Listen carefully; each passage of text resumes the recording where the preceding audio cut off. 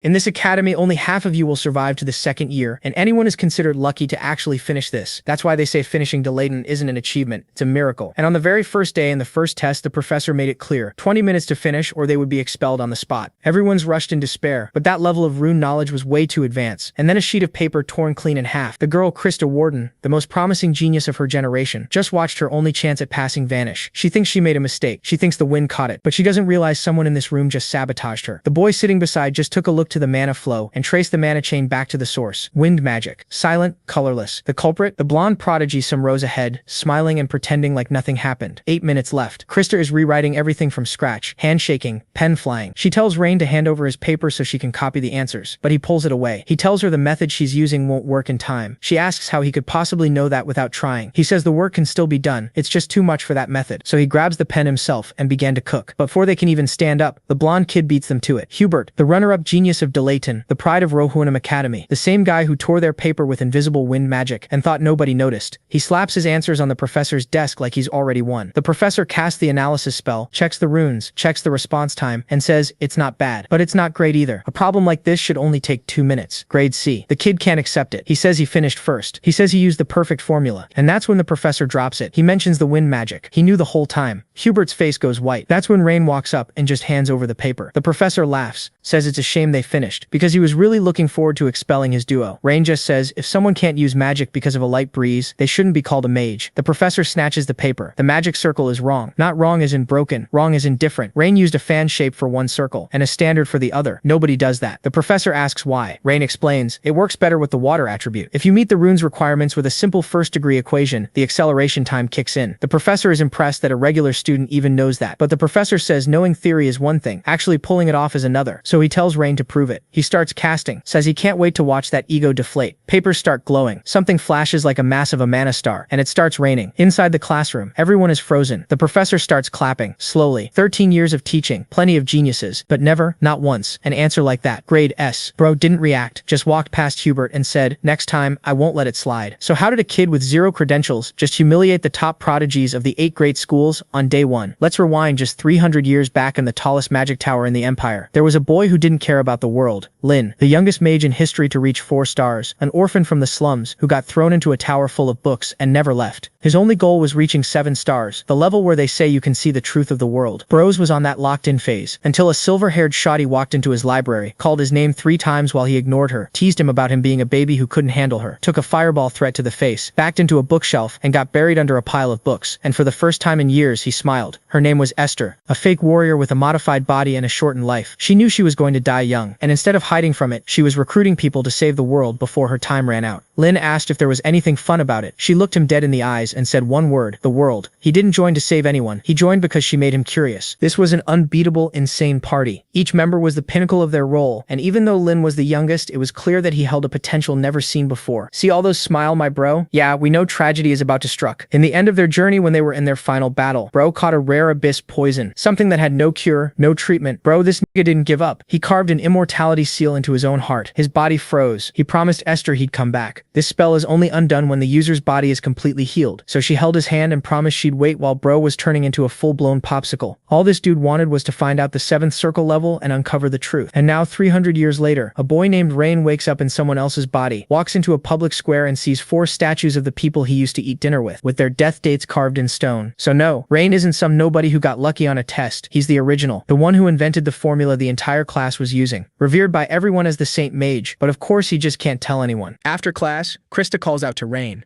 When he asks what she wants, she kind of embarrassed thanks him for earlier. With a serious look, he asks her to say it again because he didn't catch it. Turning red, she tells him not to make it worse and says she'll pay him back so he shouldn't get full of himself because more than anything, they're rivals. While she's pointing a finger at Rain, some people walk by gossiping about Professor Owen giving out an S grade. They ask if it was for Hubert, but then someone says it was actually for Krista, which, they say, makes sense. They also mention that on the paired test, Krista ended up on the same team as that famous academic genius.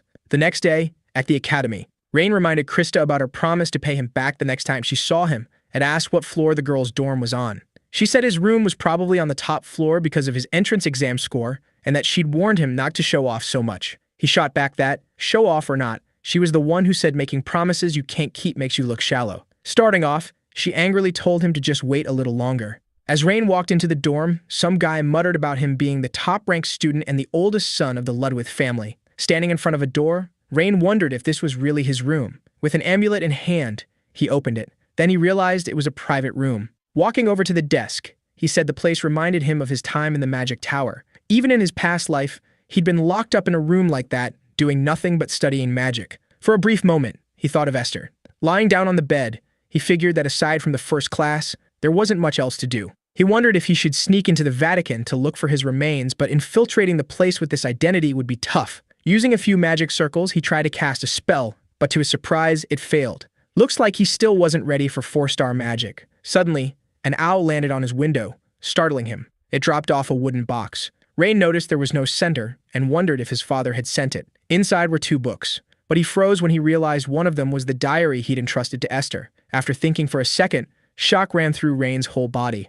Whoever sent this knew who he really was. Out at the field's magic training center, Krista was doing time training. As the seconds ticked by, she fought fiercely against a few monsters. Her friend, who was timing her, said there were only 15 seconds left and asked if anything good had happened. Krista said nothing different had happened and asked why. Her friend said Krista seemed more upbeat than usual. With 5 seconds left, the girl asked if it had anything to do with Krista running into Rain. She wondered out loud if something had happened between them, which made Krista nervous. Annoyed, Krista said nothing happened, she was just irritated that she had to see his face every day, so she was blowing off steam and training. Her friend, looking thoughtful, said Krista wasn't fooling anyone with that act. She figured the rumors about Krista getting help from Rain during the exam were true. That surprised her, though, because the Rain she'd known back in childhood wasn't like this. In the main hall of the student dorm, that blonde guy from earlier walked down the corridor. Just then, a man who saw him passing welcomed him, calling him the C-grade loser.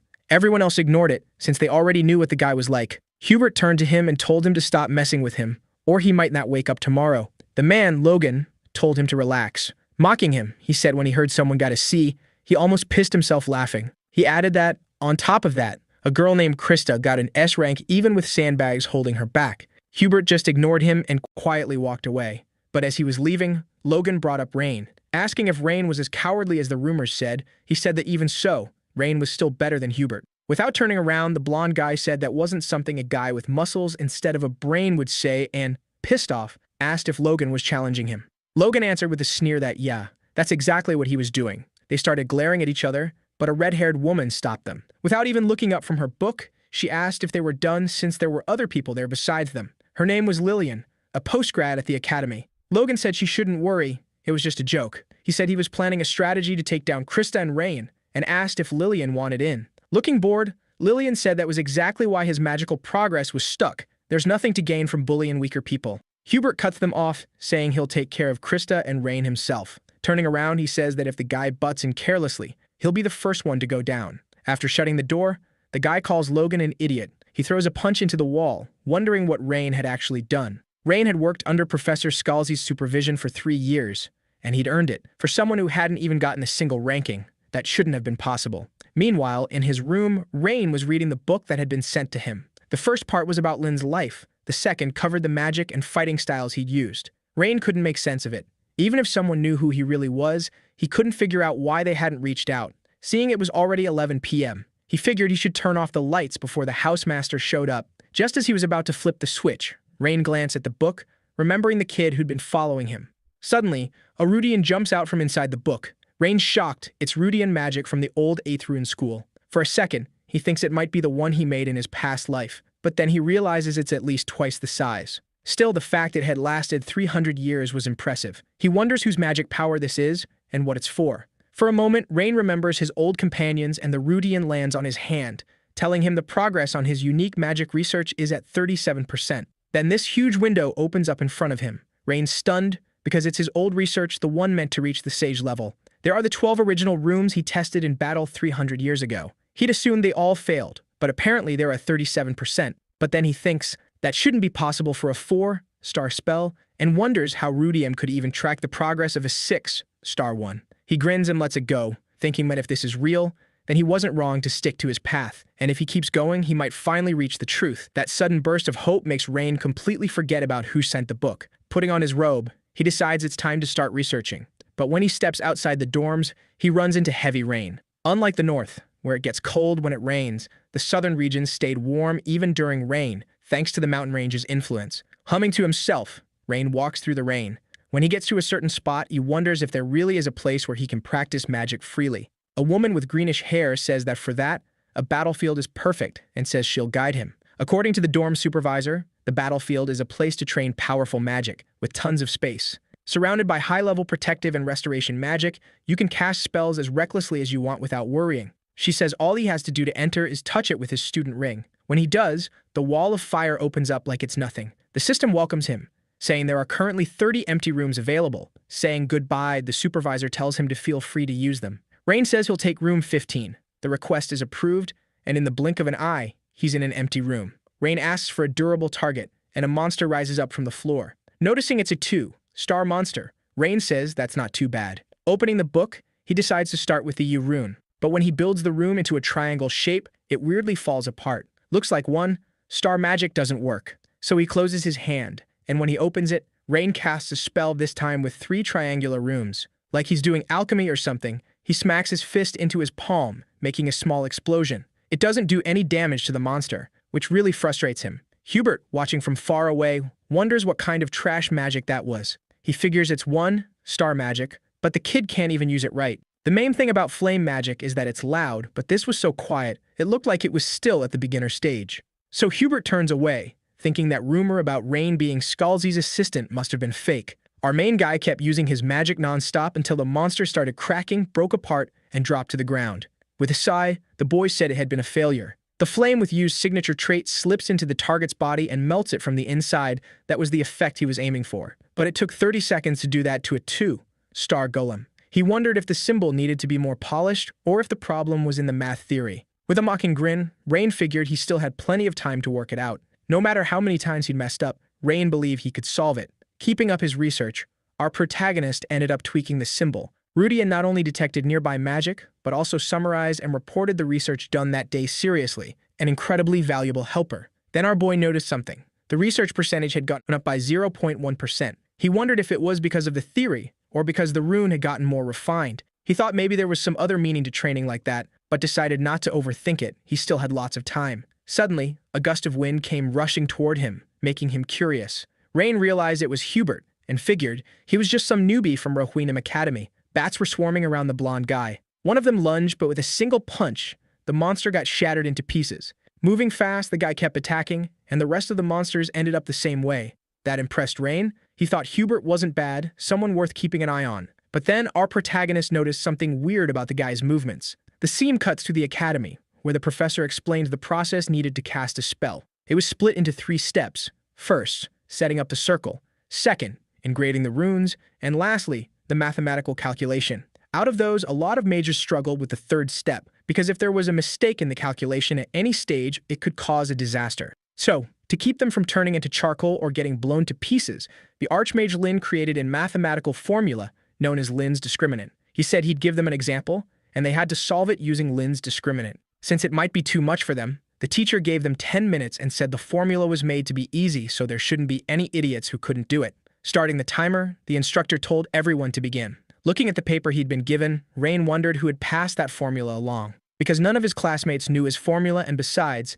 they could barely add or subtract, so there was no way they could have taught it. Still, one person came to mind, Tarina, a kid who followed him around claiming to be his disciple. Our protagonist figured maybe the kid had shared the formula as something Lin had invented, but he quickly tossed that idea out since that had been over 300 years ago. Just then, Chris attacked him, and Rain asked if she was having trouble, telling her to show him. She said it was ridiculous for him to think that of her Krista Warden, the great genius. Suddenly, the professor stared at her with a deadly look, and she apologized, saying she wouldn't speak out of turn again. Rain asked what she wanted, and, stuttering a little, she handed him a box. Seeing it was a pretty fancy box, Rain asked what it was, and Krista said it was cookies. She said she made some with the time she had left over from magic training. Rain was about to ask why, but she cut him off and quickly said he was the one who'd said she owed him. Rain said, well, looks like she was more hardworking than she seemed, but when he opened the box, he found cookies that looked more like charcoal. Krista kept rambling, and, totally thrown off, Rain asked if she seriously called those cookies. Krista said yes, so Rain asked if she'd use mud instead of flour, which made her mad. The professor threw something at her, making her stop. Meanwhile, One student said Lin really was a genius for inventing a formula like that. Hearing all the praise from the students, Lin, now called Rain, felt like he was standing in a field of flowers. They said the mage might even be the reincarnation of an angel or a saint. Embarrassed, Rain begged them to stop in his head. Krista wondered why Rain's face had suddenly turned red. She wondered if he'd gotten shy over just a few cookies. And she thought that even though he always acted like he knew everything, deep down he had that side to him too. The teacher who come over says that for a primate who didn't even show up to class, she defended herself pretty well, and asks if she'd be interested in a special lesson. Saved by the bell, the chime rings, and the teacher tells them they should hand in their answers. While they're looking at the board with the available clubs, Krista asks which club Rain is planning to sign up for. Krista says she's going to join the Magic Volleyball Club because descendants of the magic bloodline have to keep their dignity by playing magic volleyball. Our protagonist asks if she's serious, and she says that until recently, she didn't even know that. Rain asks what volleyball has to do with dignity, and just as Krista is about to answer, he cuts her off to ask about some item. That makes her mad, and he basically ignores her and walks off saying he's going to check out the other clubs. Delayton offers a bunch of clubs meant for exchange and competition between students. That's what they're set up for. Among them were the Combat Magic Club, a club specialized in fire attribute magic, a club for festive and decorative category magic. Clubs are made up of students with the same goals or motivations, and they get funding for activities as long as the supervising teacher approves it. That creates a good environment for everyone to focus on their own research. There were a bunch of interesting places Rain wanted to check out, but with Krista following him around, he couldn't concentrate. She keeps yelling, trying to convince him to join the Magic Volleyball Club, asking if Rain's dad hadn't mentioned that people from the magic bloodline were supposed to sign up. Rain says even if that's true, it's not a problem. Krista asks why, and Rain explains that his dad isn't going to interfere with his decision. Krista's friend says that can't be true, because the volleyball club is a legit club, and he should join to honor the magic bloodline. Rain says it's not mandatory and that the Magic Sculpture Club caught his eye more. Plus, there was also the local Magic Development Club.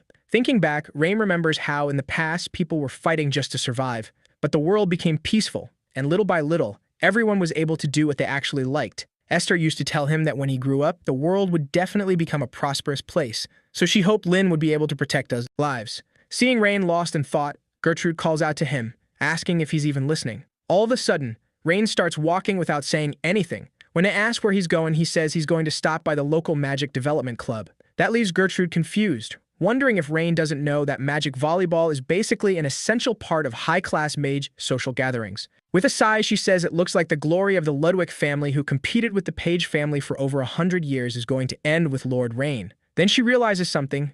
If the Page family's eldest daughter disappeared after a certain incident, and now the Ludwig family fell too. With this intense, almost glowing hostility, she says that if that happens, it'd be the perfect time for a new era led by Krista. But when she turns around to look for the girl, Gertrude notices she's not there anymore. In disbelief, she wonders if Krista maybe followed Rain. And sure enough, just like Gertrude suspected, Krista has followed Rain, using the excuse that she's curious about the local Magic Development Club. They finally get there, and when Rain is about to open the door, he hears an argument coming from inside. One guy says he can't accept the conditions being proposed. The other tries to justify it with the whole the strong take everything idea, according to club rules. The arrogant guy is Logan, with his usual laid-back expression, telling the other kid to hand over the room. Seeing what's going on, Rain asks who that guy is. Krista asks how he doesn't know and explains it's Logan, a junior from Chihak Academy. Rain repeats the school's name like a question. With a sigh, she says it's a school focused on martial arts. Logan asks if the kid really wants to settle this with a duel, basically taunting him, asking if he even has the guts to duel him. Putting the kid's club down, Logan says a club like that won't be missed who even cares about a local development club anyway. Watching like a nosy neighbor, Krista says this kind of thing happens a lot because clubs need rooms to run their activities. And if you want to start a club when there aren't any rooms available, you have to take a room from another club. Rain asks if, this was settled through a magic duel, which the girl confirms, saying it was a clear and efficient method. Changing the subject, the girl kind of teasing asks if he isn't going to sign up for the club, and Rain says he doesn't like annoying stuff. Back to the conversation between the two guys in the club room. The guy says that studying math or making academic breakthroughs isn't the only reason magic exists. Logan asks what the reason would be, and the guy says, from the bottom of his heart, that academic achievements pushed magic forward. But agriculture and disaster relief are areas where magic hasn't really been used much. He says that if they could find a way to use magic there, maybe they could easily solve problems like poverty. Logan fires back,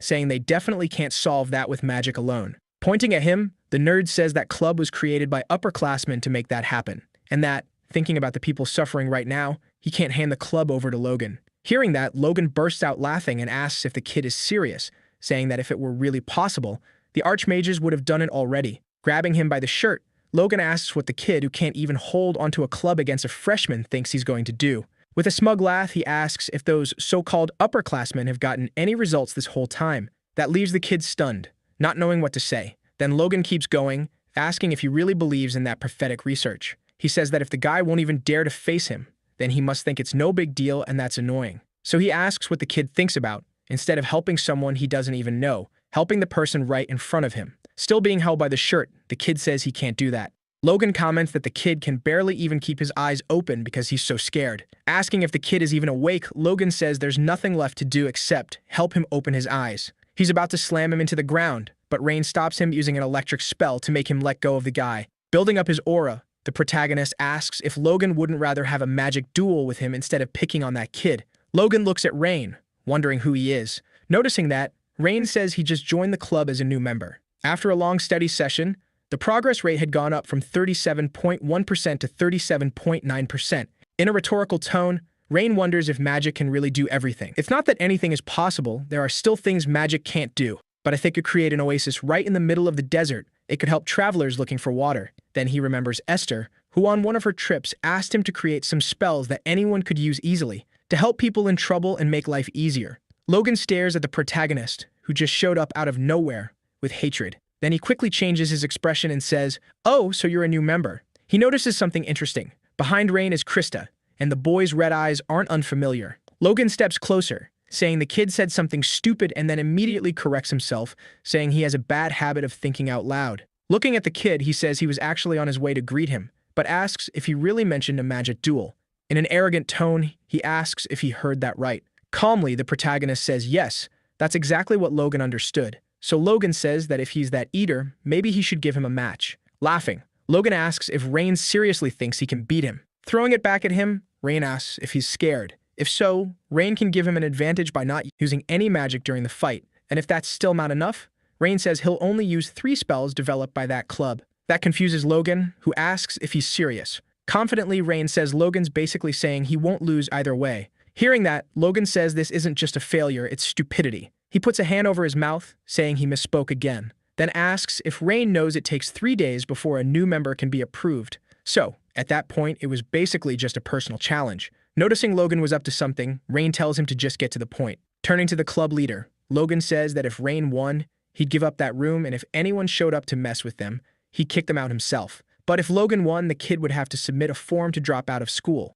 Logan laughed, saying that for some reason, ever since he'd met him, he felt this huge, impossible to cross barrier. Just then, Krista, who'd been listening from outside, opens the door and asks if Logan is kidding, because the deal wasn't fair at all. Already sick of her, Logan tells the busybodies to shut up. Agreeing with him, Rain tells Krista not to get involved. She asks if he even understands what's really going on there. Staring Logan down, Rain says he doesn't need to because he's going to win.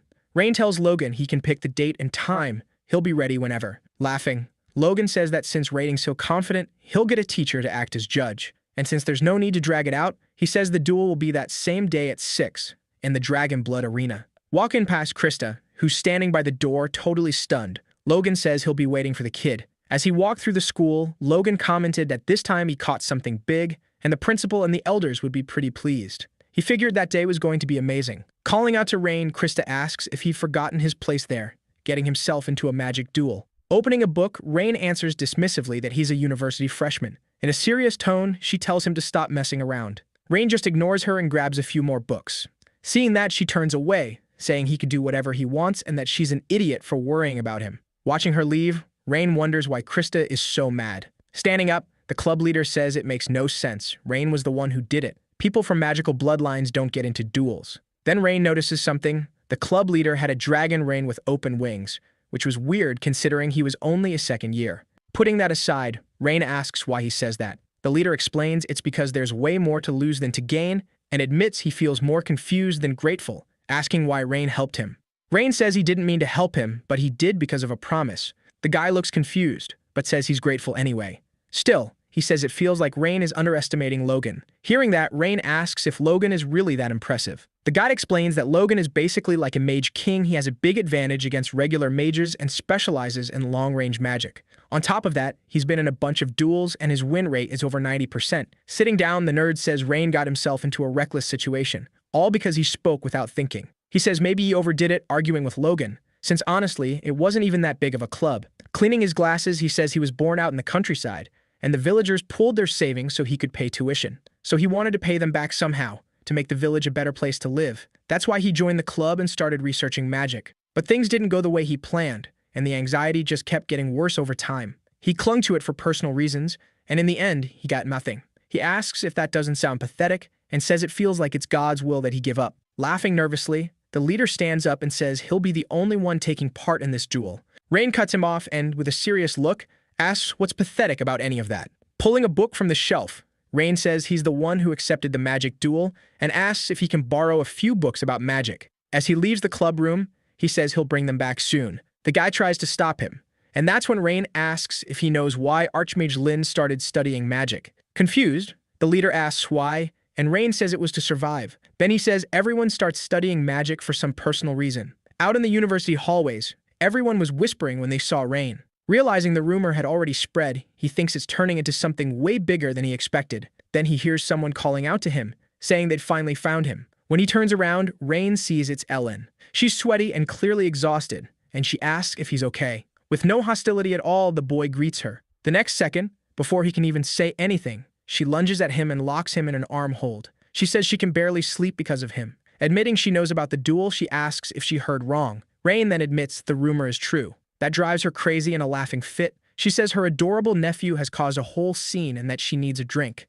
Rain yells that his head's going to explode if she keeps squeezing. She lets him go and says getting hit by Logan would hurt way more, and that he's being dramatic. Then she sighs, and Rain slow as always asks if she was worried about him. She whips around and yells, asking if she looks like some pathetic aunt who worries and goes around checking on a guy like him, telling him not to get the wrong idea. Flicking him on the forehead a few times, she says he'll only learn after Logan gives him a proper beating. Ellen turns to leave, and Rain apologizes, saying he didn't realize it was something he wasn't supposed to do. Still, he promises he won't bring shame to the family. His aunt says it's already become a matter of family honor, and because of what he did, worst case, he could get kicked out. But it's fine because she's actually mad at the people who laughed at him like he was useless. Turning back with a proud look, she says that since Rain started this, he better stomp that guy when the time comes, because the Ludwig family name is on his shoulders, so he needs to make sure nobody even thinks they can catch up to him. At the arena, the two of them stare each other down. Rain remembers his aunt's words and thinks that was his plan from the start anyway. At school, everyone runs to watch the fight. After all, a useless, noble, and the chain-hack brute were going head-to-head. A male teacher watches the duel, and a female teacher asks who he's rooting for. Logan from her faction, or Rain, his student. The teacher says status, bloodline, or education don't matter to him at all. He's just going to support whoever's stronger. That gets a genuine laugh out of her. She says she expected nothing less from him. The duel's referee introduces himself as Theon. Since the magic duel is officially sanctioned by the school, the loser has to follow whatever conditions the winner sets, according to academy rules. After saying that, he tells both of them to step forward. With all the swagger in the world, Logan throws his cape aside and strides up. Rain watches him with pure disdain. People comment that Logan clearly came prepared, but they wonder if it isn't overkill for some washed-up noble. Krista is watching the fight when she jumps as Gertrude finds her. Gertrude says, so this is where she ended up. Nervous, Krista tries to make it clear she's not worried, she just came to enjoy watching Rain get beaten up. Smiling, Gertrude says she knows. Somewhere else in the stands, the teacher thinks about how apprentices take time to cast spells. So mages who can rush in and fight up close are a real threat. She wonders how the boy is going to deal with that. Suddenly, both the teacher and all the students watching are shocked because Rain pulls a broom out from under his cloak. Logan says he thought it was some kind of wooden staff, but no, it's a broom. Everyone starts laughing at him, asking if he came there to sweep the floor. Krista, seeing it, covers her face in disappointment. The referee asks what that is, and Rain says he borrowed it from the library. Luckily, cleaning had just finished. All smug, Logan asks if the kid is begging for mercy. Just a few hours ago, he was acting all confident, and now he's showing up with a broom. The musclehead mage says Rain should just stop now, so he doesn't embarrass himself even more. Mocking him, Rain asks Logan since when mages started winning with words. Furious, Logan steps in even closer until the referee stops him, saying he's too close. The judge says he'll confirm the terms before the duel starts. If Logan loses, he'll have to work as a guard for the local development club until graduation. If Rain loses, he has to leave Delayton. The judge asks if they both accept, since there shouldn't be any objections after the ruling.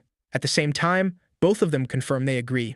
Activating a spell, Theon says that in that case, they should step back, because the duel will start in 10 seconds. The spell starts a countdown.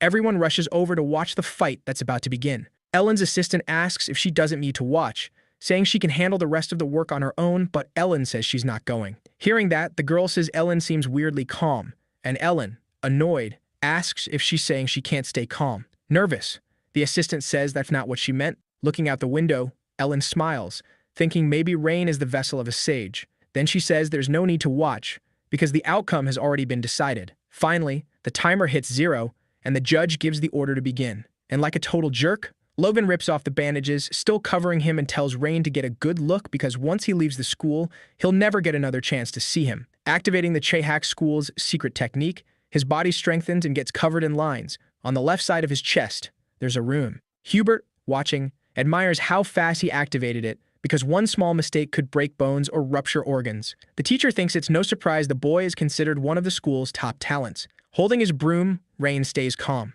And with veins bulging on his forehead, Logan declares he'll end this in 10 seconds. Our protagonist sighs, and the guy charges at him. Everyone's eyes go wide, but Rain doesn't move. Right before hitting Rain, Logan says that even if the kid could move, the result wouldn't change, because the strengthening spell creates a magic barrier on the surface of the body for defense, and it explodes at the point of impact to deal damage. There's no stopping it. The only thing left is to crush the kid. But the moment Logan's about to land the blow, his arm gets knocked back by the spin of Rain's broom. Logan panics. There's no time to think, because the next second he gets hit by another spinning strike from the kid. The blow sends Logan flying through the air, and everyone's stunned. The professor wonders if that was the Osiris school's staff technique. 300 years ago, that technique raised Osiris into one of the 8 major schools, a technique created by the great mage Lin. Even mages needed to be able to fight up close, and rumors said the mage developed that technique with help from the heroine Esther. The professor is dying to know how the Ludwig family's successor learned it. At that moment, the blonde teacher notices something that shocks her. The broom the kid used didn't even break.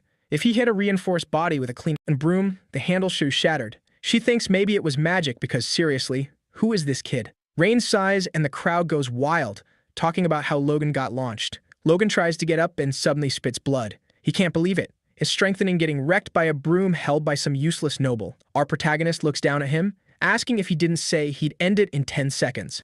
Since it's not fun beating up a promising junior, Rain says he'll finish it in 6 seconds. Taking a fighting stance, the kid says he's ready and Logan should come at him with everything. Pissed off, Logan gets up and stomps, cracking part of the arena and throwing Rain off balance a bit. Then he kicks up a few rocks and sends them flying, but Rain easily blocks them with the broom. But when he looks up again, our protagonist has lost sight of Logan. Looking behind him, Rain activates a spell on the broom, blocking an attack coming from his back. What he doesn't expect is that Logan is above him, lining up a kick. Logan drops down and nails Rain with a flying kick. A cloud of dust bursts up, making the club leader worry. But inside the haze, we see Logan sinking into mud. The man was wondering what had happened out there when he heard Rain's voice, saying that was a 1-star spell used for plowing fields. When Logan turned around, he saw the kid standing on a pile of rocks, explaining that the spell could create a temporary dam during floods. Smiling, our protagonist asked if that didn't seem pretty useful. In the crowd, some people looked worried or shocked, while others seemed genuinely excited about the spells. The teacher, thinking to himself, noted that staying up on a platform, keeping a good view and some distance, was perfect for shutting down Logan's ability. To him, Rain had seen Logan's attack coming, turn the ground into mud, and trap Logan's feet. Everyone thought the fight was basically over, since Rain clearly had the upper hand. But then, from the top of the platform, our protagonist threw the broom he'd been using as a weapon, and everyone just froze in disbelief. That move even startled Logan, who looked up, totally confused. Krista yelled at the kid, asking what he thought he was doing, saying he should just use a long-range spell and end it already. At that moment, Logan, still stuck in the mud, started gathering his strength. And as the broom fell, the guy launched himself like a rocket, smashed it, and charged at Rain with a punch. But right as he was about to hit Rain, Logan got stopped by huge tree roots our protagonist summoned. Everyone's jaw dropped, because that spell could basically bring dead plants back to life. That's when Logan realized why the kid had thrown the broom. Breaking part of the branch that was holding Logan, Rain said that, like he promised, he'd only used 3 spells, and he asked if, in that case, they should just end this. Realizing he was about to lose, Logan started cursing him out, thinking there was no way he could allow himself to lose in such a humiliating way. He began twisting and struggling, trying to break free. Seeing that, our protagonist wondered if he'd put in too much magical power, but then he said maybe it was just sticky because it was a vine and that, considering plant traits and how easy it was to control, it still needed improvements. Rain commented that Logan looked like he was in pain. Still, he told him not to worry, he'd be more comfortable soon enough. Holding the branch, our protagonist pretended he was going to jab Logan in the eye. But at the last second, he swerved, turned away, and tossed the branch aside. Frustrated, Logan demanded to know what he was doing, since he'd said he was going to finish this. And before he could keep complaining, Rain said the battle was already over. Since Logan had lost, he should just shut up. Rain also said Logan now understood how much it hurt to get hit, so from now on, he should stop doing bad things. Then our protagonist undid the platform, and Logan, still trapped, realized that for the first time, someone had actually shown him mercy. Watching the magic fade, Rain said it had lasted a long time, and that spell seemed like it had plenty of practical uses. Bored, our protagonist remembered he still had to officially finish the duel after all. One side had to surrender or completely collapse. And as Logan fell, Rain hit him with a wind spell. With his fingers still smoking, the kid said the match had already been decided earlier, so that shouldn't count as an attack. Then Rain looked at the judge, waiting for the announcement. Grabbing his radio, the man announced the winner was Rain, from the Ludwig family. As soon as the winner was announced, the crowd started shouting. Krista, who'd been worried up until then, looked happy and relieved. Looking back, Rain noticed someone coming toward him, leaning against the wall. It was the club leader, thanking Rain for everything and saying he didn't even know how to repay that kind of kindness. Our protagonist asked what kindness he meant, and the kid tried to say something, but Rain cut him off, saying that even if they weren't perfect, he could feel the leader's determination in every spell he'd used. And he said, firmly, that the upperclassman's efforts hadn't been for nothing. Realizing he'd said more than he probably should have, Rain apologized and asked if he could request something. Smiling, our protagonist asked the guy to keep creating spells for local development enough that Rain wouldn't be needed. He said he believed the kid could handle it. And while the club leader cried happy tears, Rain left the arena, wondering what Esther would have said in that situation. But he figured he should stop thinking about it after all. He wasn't Esther. Even so, Rain wondered if he'd managed to keep at least a little dignity. That night, in the dorm, Logan woke up to the sound of people talking about the fight. They couldn't believe the result. After all, it's not every day some useless noble beats a genius like Logan. When he gets up, the guy ends up with a massive headache. The professor, standing next to his bed, asks how Logan's feeling after dragging the school's name through the mud. Breaking out in a cold sweat, the kid tries to come up with an excuse, calling the professor Big Brother. Grinding his teeth, the professor says that here, he should call him Professor. That freaks the kid out, and he apologizes right away. With a sigh, the professor says Logan should take a break. Looking scared, the kid says if he did that, his brother would probably get beaten up by the elders. Turning away, the professor says Logan should stop pretending to be a genius, asking if he really thinks he's special just because people treat him like he's elite. With a shaky voice and his head down, the kid says no. Then the professor asks what the boy knows about Scalzi Ludwig. He explains that the Rivendell students said Rain was Scalzi's assistant for 3 years, leaving the kid speechless. The professor goes on, saying that if heartless Scalzi kept him around for 3 years, then Rain's skills were the real deal. Furious, Logan couldn't accept the oldest son of a family being like that, and ignoring everything his brother tells him, he refuses to accept it, swearing he'll take the kid down the next time they fight. Hearing that, the professor asks if he's stupid or something, saying it looks like the kid's stubbornness didn't change even after getting his ass kicked. He asks what Logan even sees in the boy to call him a disgrace. Logan's the one who got beaten and then spared in the end. Still, if that's the only conclusion Logan can come to, his brother says he can do whatever he wants. As he leaves the room, the professor reminds him to make sure he follows through on the bet. Now alone, Logan convinces himself he wasn't intimidated by his brother and that he didn't argue out of respect. Rewinding a bit, 15 minutes before the magic duel with Logan, Rain was into Layton's Central Library, the biggest library in the Empire. He thought it was weird that Lynn's biography and diaries had been handed to him. He asks the secretary where he should go to find books like the ones he has. And the next moment, she hands him 2 books, one about the life and achievements of the Archer Kais, and another about the Fire Dragon Priestess, Friede.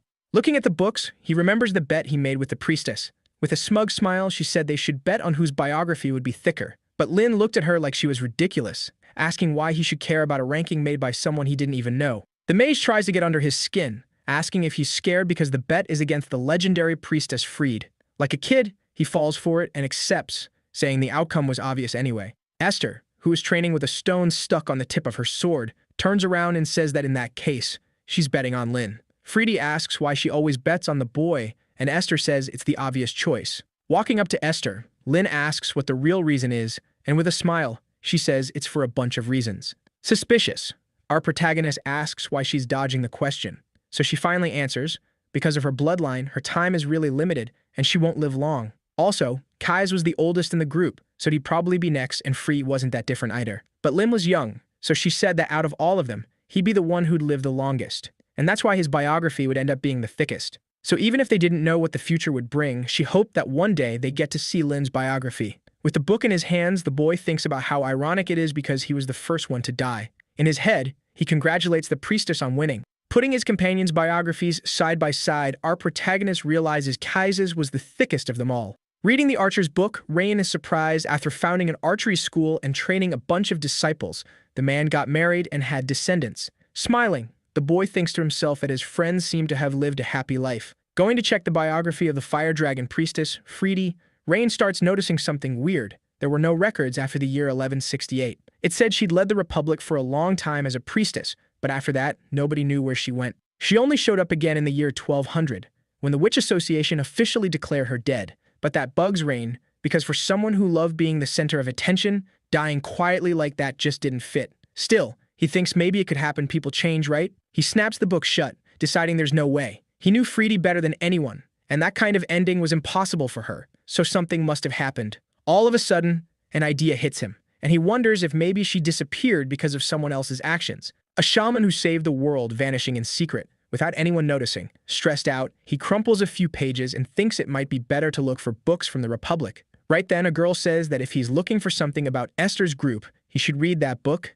and she hands him the biography. He thanks her, happy, thinking it's a biography about Esther. But when he takes it, he realizes it's about the Ash Shaman, Terena, his disciple. That sends him drifting off into his thoughts until the girl who gave him the book asks what's wrong. He says it's nothing, and thanks her for the recommendation. As he flips through the biography, Rain wonders when that mischievous girl had become a shaman. I mean, a shaman who commands spirits is one of the highest ranks among witches. It's not something just anyone can become. So he starts thinking maybe she was the one who succeeded Freed. After reading for a while, he can't stop wondering how someone could live that long. It's hard to know whether to believe it or not, and with what he'd learned about Freed, Rain thinks he might need to find a book from the Republic. Just then, he hears the signal that the duel is about to start. He's still debating whether he should go, but since he already talked all that big talk, he figures he has to. Standing up, he asks the girl if she can hold on to that book for a bit. She says it'd be hard to keep it if someone requested it, she'd have to hand it over. So Rain says he'll be back in 15 minutes. After finishing the magic duel against Logan, Rain rushes back to the library and notices the librarian looks anxious, like she's searching for something. Looking at Rain, she asks if he happened to take the book earlier, which he denies. Rain asks if it disappeared, and Karen confirms it, saying that when she finished her tasks and came back, the book was already gone. Rain asks if maybe someone else took it, but the librarian says no. If an unregistered book was removed, the alarm would go off. Rain can't figure out how that could have happened in such a short time. Seeing how worried Karen looks, he doesn't think she's lying. Karen apologizes because she'd promised she'd keep the book safe. Rain tells her it's fine, they can just buy a new one, and she should place the order as if he'd lost it. She tries to refuse, but after Rain insists a lot, she finally agrees. She says she's surprised someone like him even exists, and thanks him. In his room, Rain stares at the ceiling, thinking that lately people have been thanking him a lot. But even if it's kind of a waste of time, for some reason he doesn't feel bad about it. He wonders if it's because his body changed, or because he's been living such a peaceful life. Either way, he knows he has to figure out what to do about these incidents. Because there are too many weird points, like the diary he trusted to Esther somehow ending up back with him. And on top of that, right when he started digging into his companion's past, Terena's chronicle disappeared. He wonders if it was her, but then thinks that's impossible because she's already passed on, and everyone he'd known back when he was still Lin was dead. Not knowing who was behind all of this is really messing with him. Picking up the book again, he realizes strangely his progress has increased. Rain wonders why, since all he did that day was beat someone using magic. Then it clicks, and he realizes he can increase his progress by using magic against other people. And that means the door to the truth has to be opened through violence. But the guy's excitement dies down, and he starts thinking something about this can't be right. Our main character figures that even if power can rule the world, it didn't seem like it was something that worked through brute force alone. Still, when he used magic on a non-living target, it went up by 0.1%, but when he used it against Logan, it jumped by 0.8%. Thinking it over, he decides it's definitely worth testing. The problem is, using magic on living people inside the school would be a big issue. so he starts thinking maybe he should become an adventurer. Rain points out that either way, he's going to need money to buy the books, so it would help. The next day, our protagonist, Chad, is surrounded by girls fighting for his attention. Grumpy as always, Rain says he's not interested in getting close to them and asks if they can go somewhere else. But they just assume he's joking and start laughing. Two guys comment that, apparently, Rain is doing pretty well with the girls, and that flirting like that first thing in the morning is pretty classy. Hearing that, he's just sick of all of it. Then Krista shows up, draws all the girls' attention, and tells them to make room. And like magic, they all scatter, and she can finally sit down. Whispering in Rain's ear, Gertrude says maybe his real nickname should be Lady Killer, giving him a mischievous grin before walking off. Rain tries to talk to Krista, but she looks kind of mad and tells him not to talk to her. Rain asks why, and she repeats herself, asking if she didn't tell him to stop bothering her. Giving up on fixing it, he says he won't bother her anymore. In his head, he wonders if it's because of the magic duel. Closing her book, she says she's not exactly mad, because honestly, it was pretty satisfying to watch.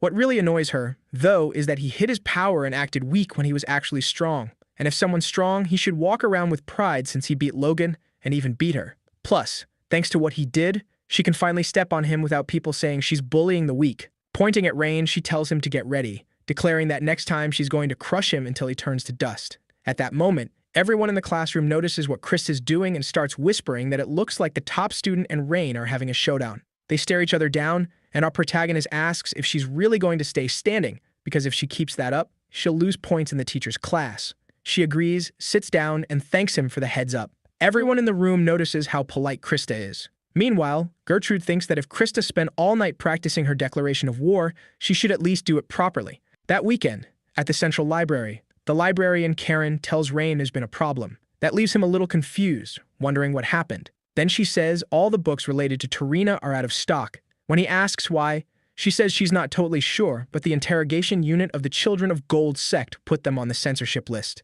So he asks if that means the shaman was declared a heretic, and Karen confirms it. Rain is confused, because it's weird for someone to be labeled a heretic after they're already dead. He asks if Karen read the book, and she says yes because it's required reading for any librarian who takes the job seriously. After all, it's about Archmage Lin and Freedy's disciple, and it's full of stories. Rain is stunned, wondering if they're even talking about the same person, and asks if there was anything weird in the book about dark magic. She says she didn't notice anything out of the ordinary, and that it reads like a biography, and if there were anything like that, censorship would have filtered it out. Hearing that, Rain thinks it just raises even more questions. With a sigh, he says that in that case, he'll have to go to the black market, which leaves her confused about what he's planning. He explains that you can find anything on the black market from heretical books to magical tools corroded by the abyss, so it should be easy to find books about Tarina.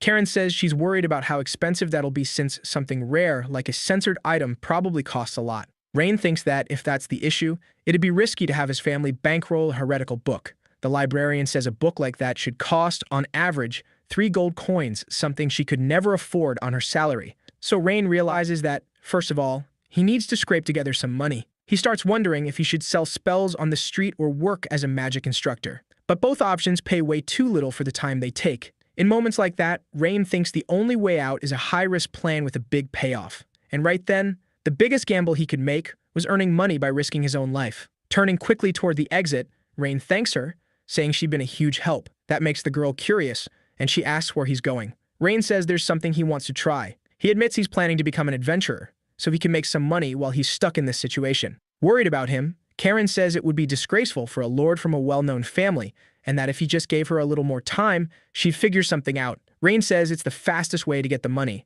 Sad that she can't stop him, she admits she feels ashamed. The next morning, a strange man is asking about the name Rain Ludwig, which is on the list, saying he borrowed Tarina's biography. Since first semester students aren't allowed to borrow books, he asks who approved it. Then the other librarian says Karen was the one responsible. When he asks where Karen is, she says it's her day off. So the man asks if, since she's new, maybe she never received the borrowing rules, something the librarian says is possible. Another girl working there suggests maybe Karen wrote down the wrong name, because she could have mixed up Rain's name with Ellen's. She says Karen's handwriting is so messy you can't even tell if it says Ellen or Rain. And since everyone's been talking about Rain lately, Karen might have gotten confused and written it wrong. Plus, Karen's been seen having secret meetings with the boy lately, and people make mistakes when they're in love. Hearing that, the man says that if that's the case, then it's fine, and he just needs to change the borrower's name to Elin after the meeting. In the past, when people thought of adventuring, they immediately pictured brutal work risking your life for money. rough people in taverns, that kind of thing.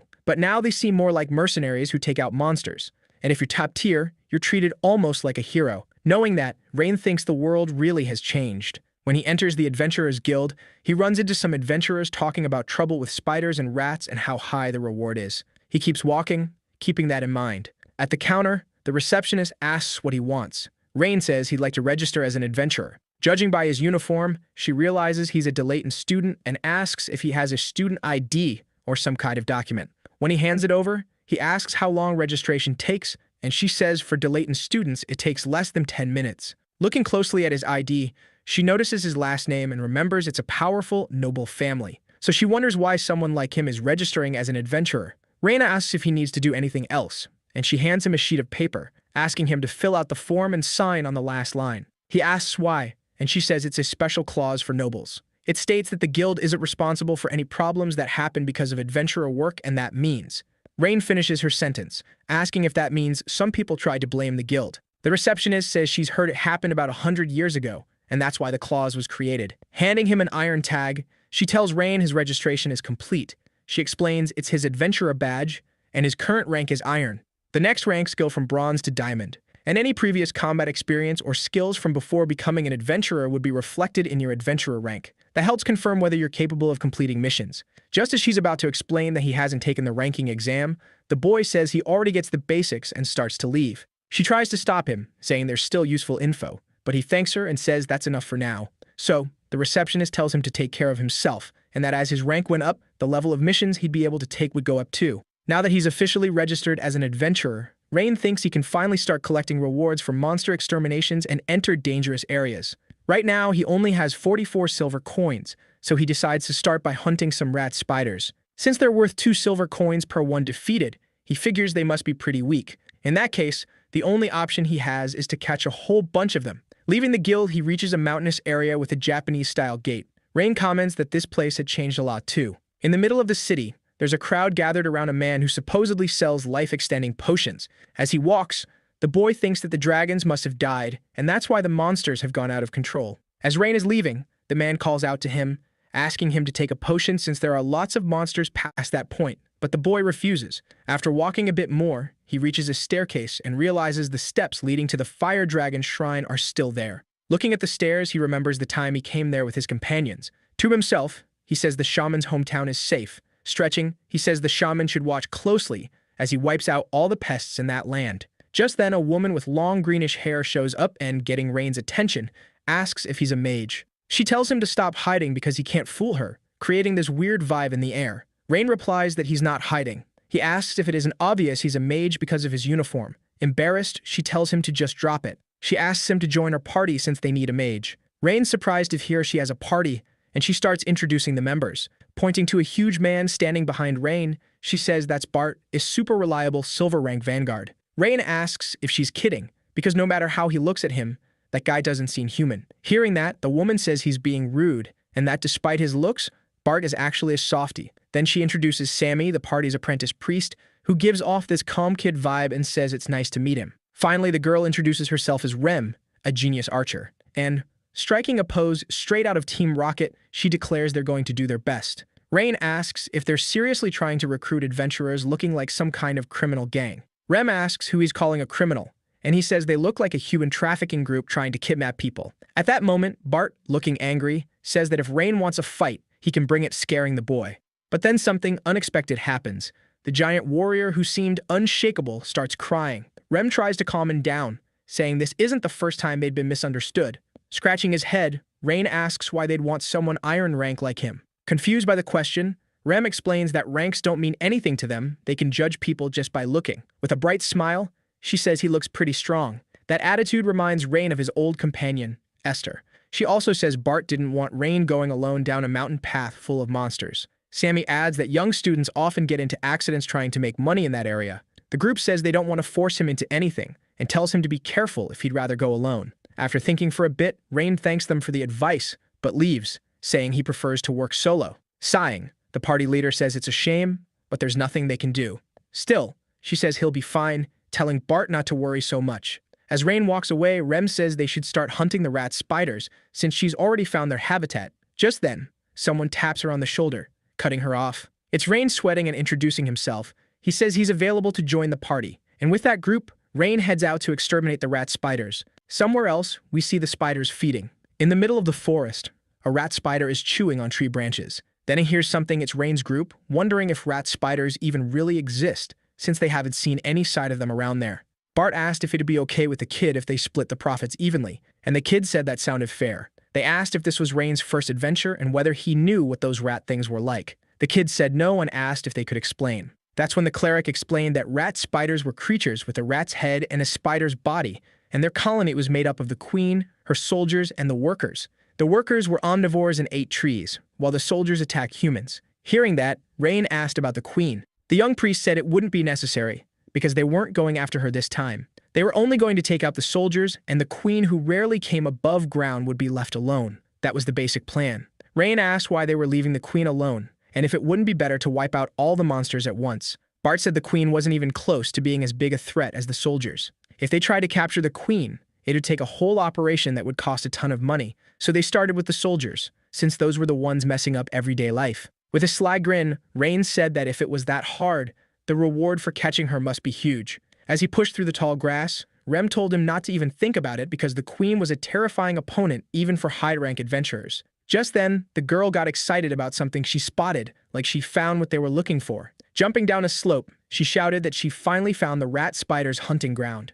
While she was still mid-fall, Rem fired a few arrows, dropping 2 of the monsters down there. Without wasting time, the warrior followed her and took down 2 more rat spiders. The ponytailed guy told them to follow him, saying he'd seen a huge swarm of rat spiders. Rem said they must have caught their scent. As they fought, the girl told Bart they should finish this before the others showed up, and the warrior agreed. Watching Rem and Bart fight, Rain asked the cleric if it was really okay for him not to fight, since they were splitting the money evenly. While rummaging through his bag, the priest said all they needed to do was light the campfire and get drinks ready for the camp. Rain asked if that was seriously all, and the young cleric said the 2 of them never planned to let him fight from the start. Rain said he didn't get why they'd even put out the request, and Sammy explained it was because they genuinely just wanted to help. Sammy said they'd answered the call as soon as they heard Rain needed money for the priesthood exam. Even after they'd already made more than enough, they kept doing it anyway. Being around those 2, you could just feel how much they cared. Rain asked if it was like unconditional love and said it sounded like something God would be happy to hear.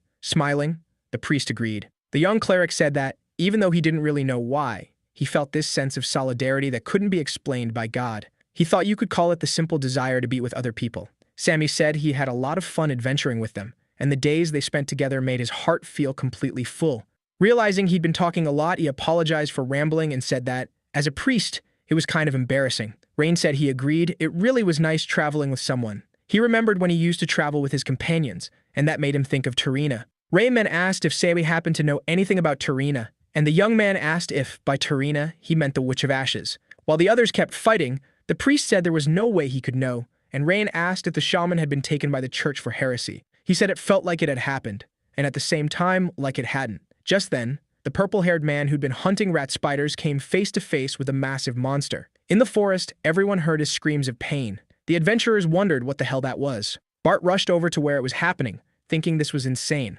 Seeing the huge creature with the adventurer in its mouth, Rem asked if that was for real. Breaking out in a cold sweat, they shouted that it was the queen. That's when everyone realized that, by some cruel twist of fate, the queen who almost never came out was up on the surface. Nervously, Rain asked why the queen was above ground, and Sandy, weirdly calm, said the spider looked about twice the size of a normal queen. So Rem explains that its size was because of how long the monster had been left alone. All of a sudden, the queen lifts her head and starts screaming, causing this piercing pain in anyone who hears it. Everyone starts running, and Bart tries to warn them not to turn their backs on the monster, but they don't listen. The soldiers notice the queen's screams. Seeing that, Sammy tells Rem and Bart they need to fall back. Rain asks why, since it's just a big monster, but the priest says it's not that simple. Because when the queen shows up, the rat spiders group up in packs of 6, so rookies aren't enough to take them down. Right then, the rat spiders start attacking all the adventurers there, including Rem. She defends herself and also hits one of the rats that was about to attack another adventurer.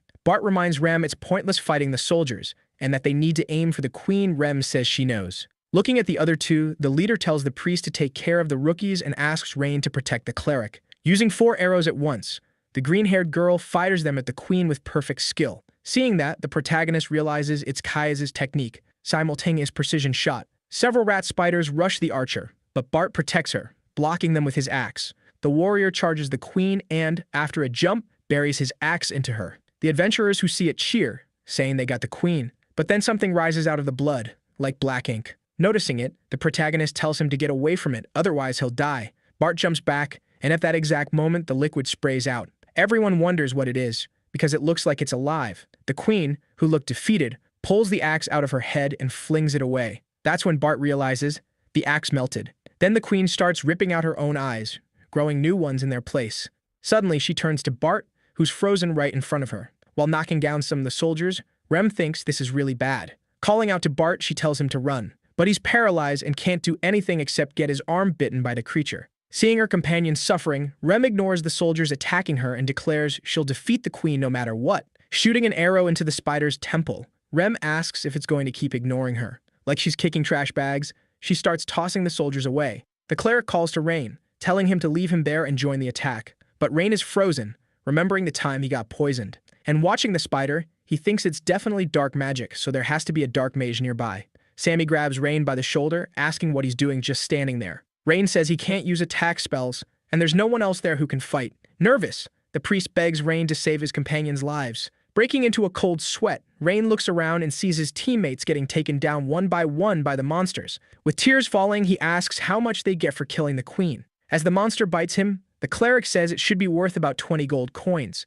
That's worth as much as 1,000 rat spiders. Hearing that, the protagonist says that's not so bad. Then Rain hits the queen with a stick that, when it strikes the monster, explodes. Everyone is shocked. Facing the creature, Rain taunts it, saying he'll finish it with his own hands. Casting a lightning spell, he creates a huge beam of light, blinding everyone nearby.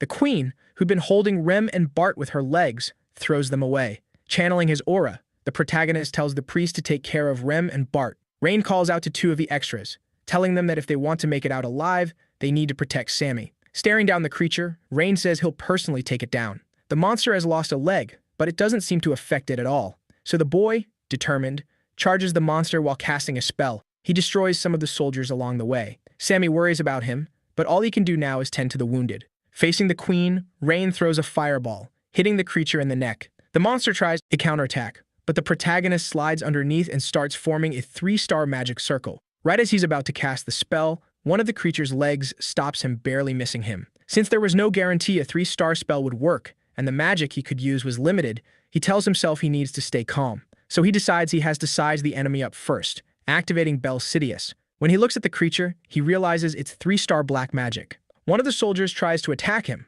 but Rain dodges easily. Summoning a magic rope, he thinks that with that level of concentrated black poison, his current body wouldn't be able to handle it. So if he couldn't block it with Bel Curious, he'd have to use 4-star magic. And since the black mage could be nearby, the risk was huge. This was such a mess, he had no idea what he was supposed to do in that situation. Even badly hurt, Rem manages to get back up. Worried, the cleric tells her she should lie down because the bleeding is serious, but she says she's fine. The priest tries to argue, but she cuts him off, asking him to take care of Bart for her. One of the soldiers tries to attack her, but even struggling, she takes him down. Potato Head asks if Rem is okay, and she tells him not to worry about that, he should be dealing with the spider rats. With Rain there, the guy thinks nothing is going to work, so they need to retreat right now. Just then, something slams into the tree next to the boy. Looking closer, Rain realizes it's one of the soldiers' eyes. When he understands what that means, he's terrified because the queen is killing off her own offspring. Noticing Rain up in a tree, the queen hurls one of her creatures and knocks him out of it. But even while he's falling, the poor guy can't catch a break, the spider rushes him, and he's forced to defend himself, summoning an earth barrier. Face to face with the creature, he thinks this is the end, but then an arrow flies at the queen and hits her right in the eye. Frozen, the protagonist can only watch. The queen yanks the arrow out of her eye, and Rem says she warned her not to ignore her. Furious, the spider charges at the girl. Sammy yells for Rem to run, but she thinks she just has to hold out a little longer. The monster keeps coming, relentless. Rain mutters that this sucks as he casts another lightning spell. Pulling a dagger out of her leg, Rem tells Rain to handle his own stuff and charges the creature. She knocks the queen to the ground and asks if he's going to finish it. Almost in tears, Rain tells himself he has to stay calm. Hiding behind a rock, he thinks he can deal with it without being noticed. Then Rain starts focusing, forming a circle made up of multiple triangles. After landing a kick on the queen, Ren feels a little dizzy, and just dodging the attacks is already exhausting, but she has to hang on a bit longer. But suddenly, everything around her turns gray, and she passes out without wasting a second. the queen flings her away. The cleric tries to help her, but he's stopped by the extra, who is supposed to be protecting him. Meanwhile, Rain, still behind the rock, keeps concentrating on his spell. Taking advantage of some soldiers getting distracted while attacking the extra, Sammy breaks free and runs to Rem.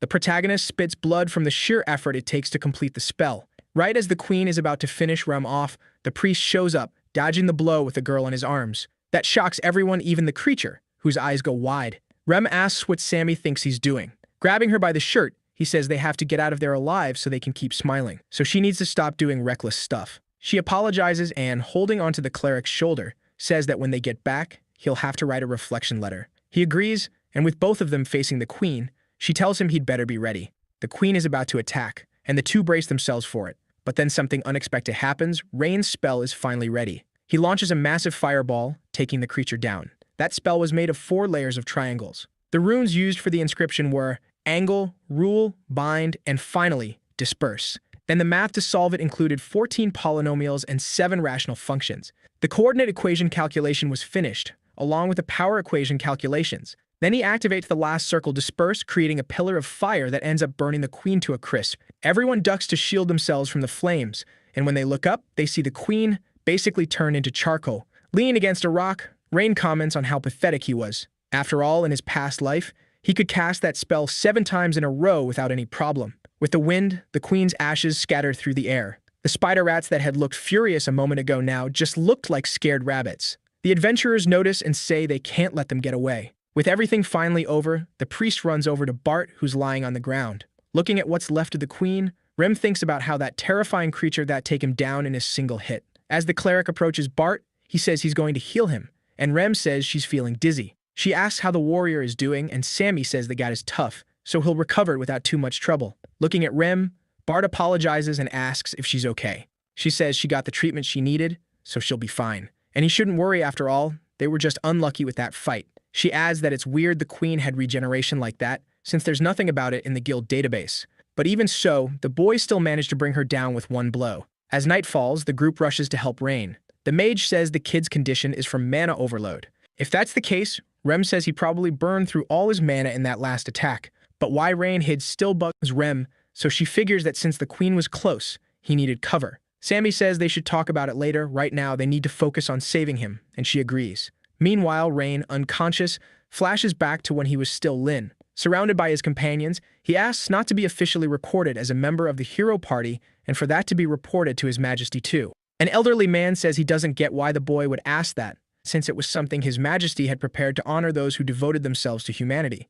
Esther asks if he hates them or something, and says if he's messing around again, he needs to stop calling him a troublemaker. Confused, the protagonist says it's not like that, and that he's just different from all of them. That makes Freedy's face tense up, and she demands to know what he's talking about. But then Lin cuts in, saying he doesn't carry a destiny like Kai's or Freed. He doesn't even have a mission to fulfill like Esther. And he didn't set out on this journey for someone else either. He did it purely out of personal curiosity. Being part of it was nothing more than coincidence. So Lin says he doesn't deserve to have his name recorded because he can't go and stain their reputation. Hearing that, Kai's puts a hand on Lin's head, and everyone starts laughing, saying how funny he is for worrying about that. Annoyed, the boy says it's not worrying. It's just a highly logical conclusion. Then Esther takes his hand and, with a calm look, says that no matter what anyone else says, he's part of their group. So he doesn't need to think about sacrificing himself, he should just do what he thinks is best. After all, that world already recognizes him as the hero party's archmage. When Rain wakes up, he's in the middle of the city. Being carried by Bart, he asks where they are, and Rem looks surprised he finally woke up. She tells him they're on their way to the school. With a sigh, Rain feels his whole body aching. He thinks maybe he overdid it, but he's still glad they didn't get caught by the black mage. Bart asks if Rain was the one who summoned that fire magic earlier. Rain thinks for a moment. Noticing that, Rem says he shouldn't lie, they're already sure it was him. A bit reluctantly, Rain says he wasn't trying to hide it. Hearing that, she mutters that it really was him. They say that since they thought he was going to keep it secret, they reported that they used a scroll, then ask if he wants them to correct it. But Rem says they should just leave it as it is. Since he seems to have his reasons, Rem says she won't ask anything else. And since he's the one who saved them, they'll definitely pay him back. Our main guy says no, but the moment the cleric says he should keep all the rewards, he immediately says yes. Rem looks at the kid like, seriously? And he asks why she's looking at him like that because, come on, he earned it. She agrees, but says she was kind of expecting him to say he'd dedicate the reward to everyone who worked hard and split it fairly. Rain says she's dreaming a little too much, so everyone starts laughing about it. The guy admits he was just messing around and says 5 gold coins are enough for him. But Bart says it's only fair he keeps everything. Rain tries to argue, but Rem cuts them off and suggests the kid should use his connections and turn this into an opportunity. She asks what he thinks, and he agrees, saying it's a good idea. Then the priest asks if he hadn't asked about Tarina earlier. Our protagonist says yes and asks why. Sammy says he overheard something while he was in the church district, so it might not be accurate. But from what it sounded like, the shaman had gotten involved with dark magic in her later years. Rain says goodbye to Rem's group with a smile. But after everyone leaves, his face turns serious, and he thinks that, apparently, the girl really did get mixed up with dark magic. At the library, Rain flips through a book, resting his chin on his hand. He closes it, thinking there wasn't any mention of Tarina being involved with dark magic. Staring at the book in his hands, he ends up having another flashback from when he was still Lin. Lin tosses aside a worn-out book. Gripping his staff, the boy moves forward, toward a place that had fallen into ruins, an eroded village down in the abyss.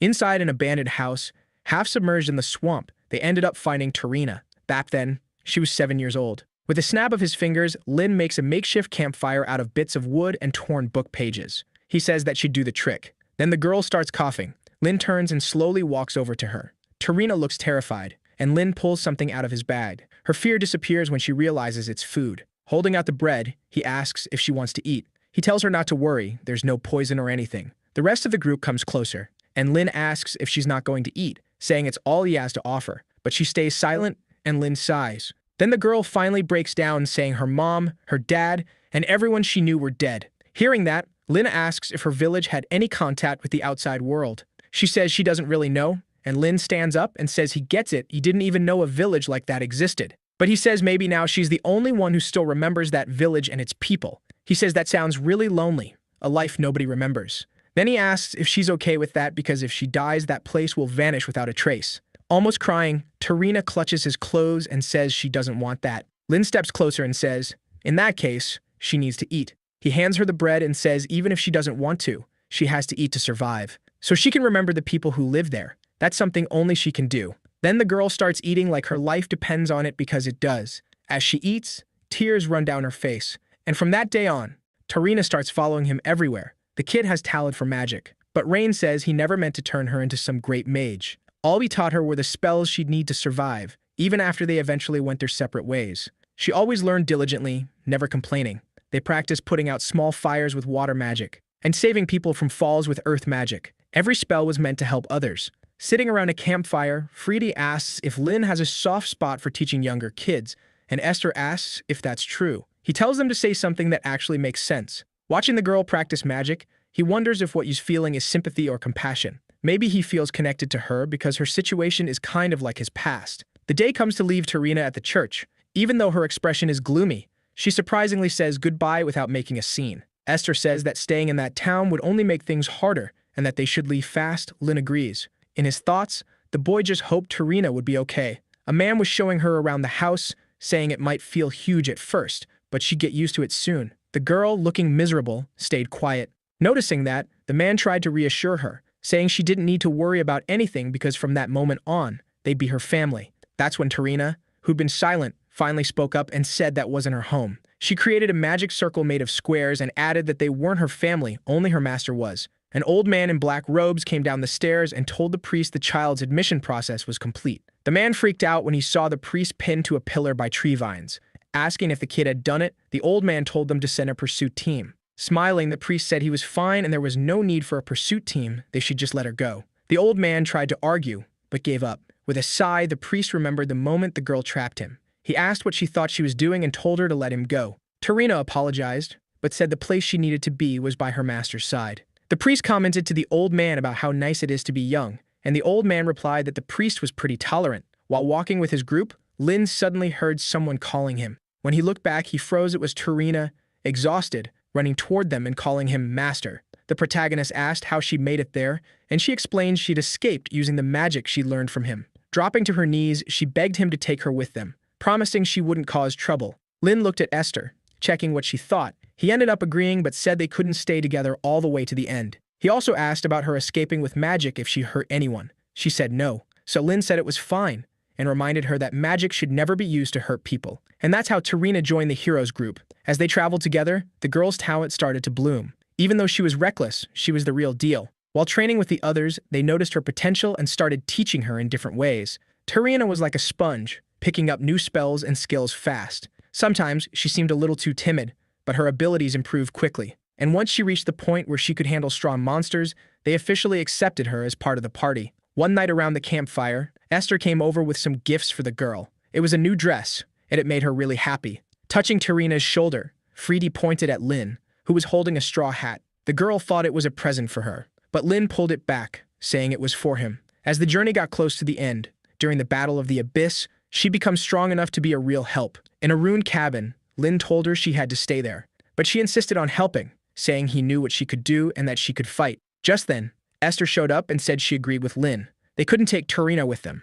The girl called out to the other party members, asking them to say something, but they both stayed silent. Sad, she said they'd been together for so long, were they really planning to leave her behind now? Lynn said she was still a newbie, and the enemy they were about to face was way too dangerous.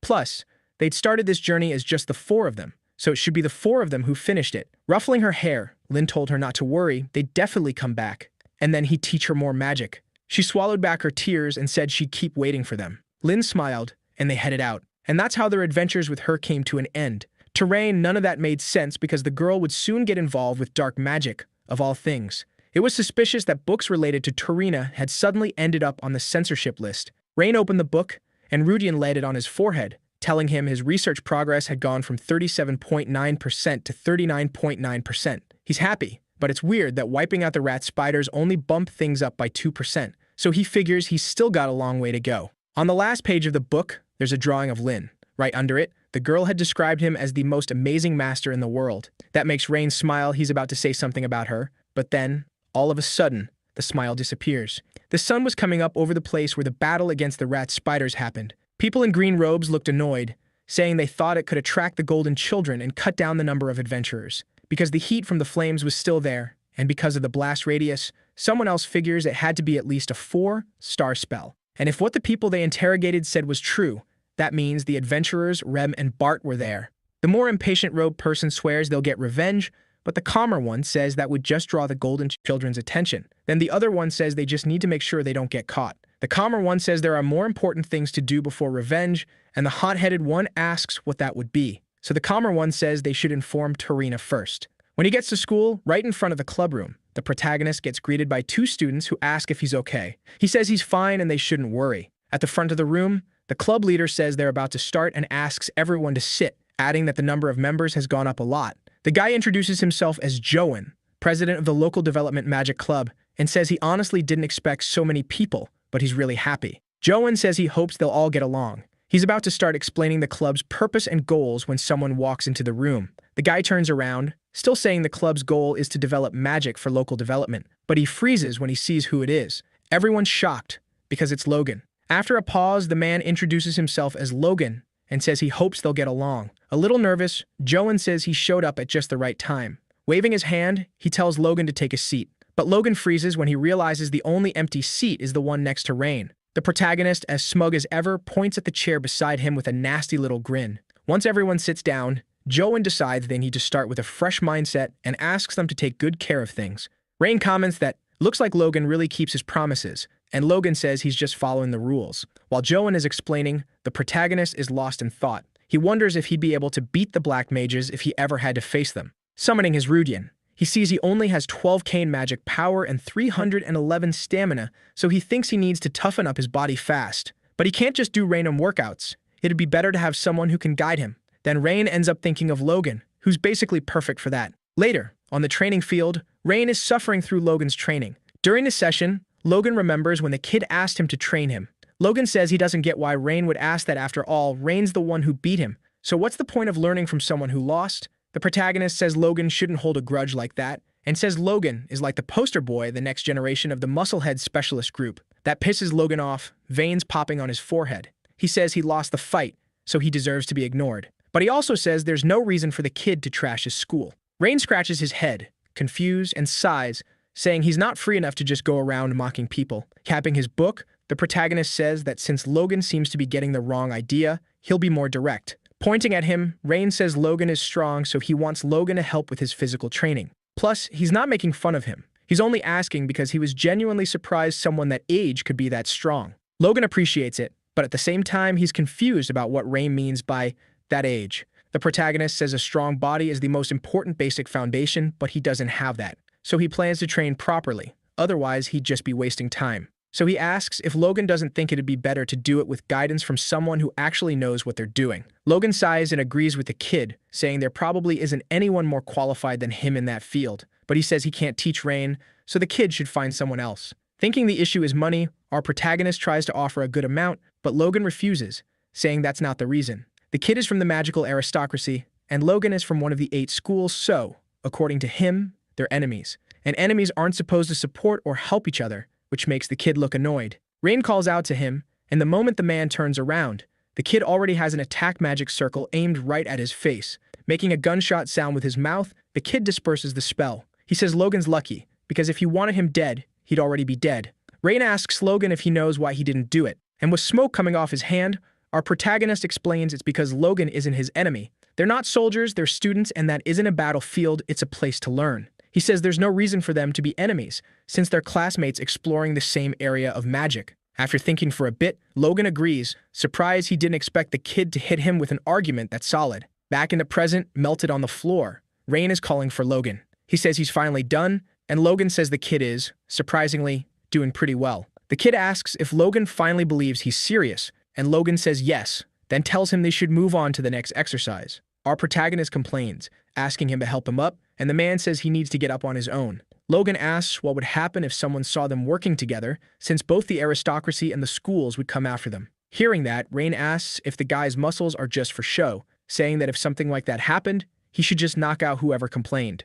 That pulls a small smile from the brute, and he bends down to help the kid up. The teacher watching the scene smiles, seeing the two of them actually getting along. Just then, Krista walks into the training room. Seeing them together, she asks what they're doing there and whether they're fighting again. They deny it and say they're just working out. Ignoring the girls' freak out, Logan hands Rain a protein shake. Watching that, Krista asks what's going on with Rain and whether Logan is manipulating him. Losing his patience, the man asks what her problem is and says they're having a meaningful moment right now. She says she gets that they're classmates, but asks why he's suddenly being so friendly with Rain. At that moment, a teacher shows up behind her and, with a hand on her shoulder, says she's being loud like always. She starts sweating, realizing it's Professor Owen. Logan asks what brings him there. Owen says he saw a bunch of monkeys gathered around and stopped to look, and also that he has an announcement. The boys ask what kind of announcement, and he says he's got terrible news. It's basically a rite of passage. He separates the ones who will rise from the ones who will fall. Looking at the boys, Owen explains the school's educational philosophy is endless competition. Turning away, he says anyone who falls behind on the exams gets dropped immediately, so they'd better be ready. A little later, Rain is lying on his bed. Picking up a book, he remembers the exams Owen mentioned. He wonders if he should check what's coming up until then. Suddenly, his Rudian starts bugging out like it's glitching. He's wondering what's happening when a blinding light appears. The next moment, Rain finds himself in a white room.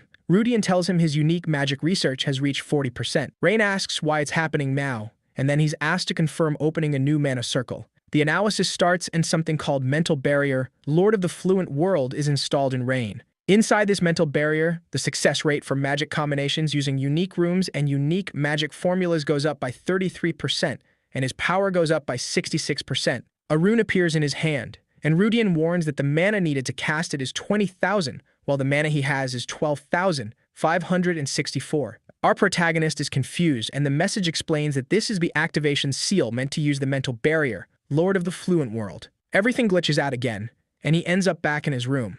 Staring at Rudian, Rain thinks about everything that happened. Mental barriers, out of all the sages from the past, only 2 were ever able to use that secret technique. Knowing that, Rain figures what he saw was seriously incredible. When the sum comes up, our protagonist wraps up his hand and decides it's time to head to the black market. He thinks the weather's great, unlike the last few days, which were so chaotic he could barely think straight. Rain feels like, at the very least, he can enjoy a little peace after all that time. Just then, he bumps into someone and apologizes, saying he didn't see them.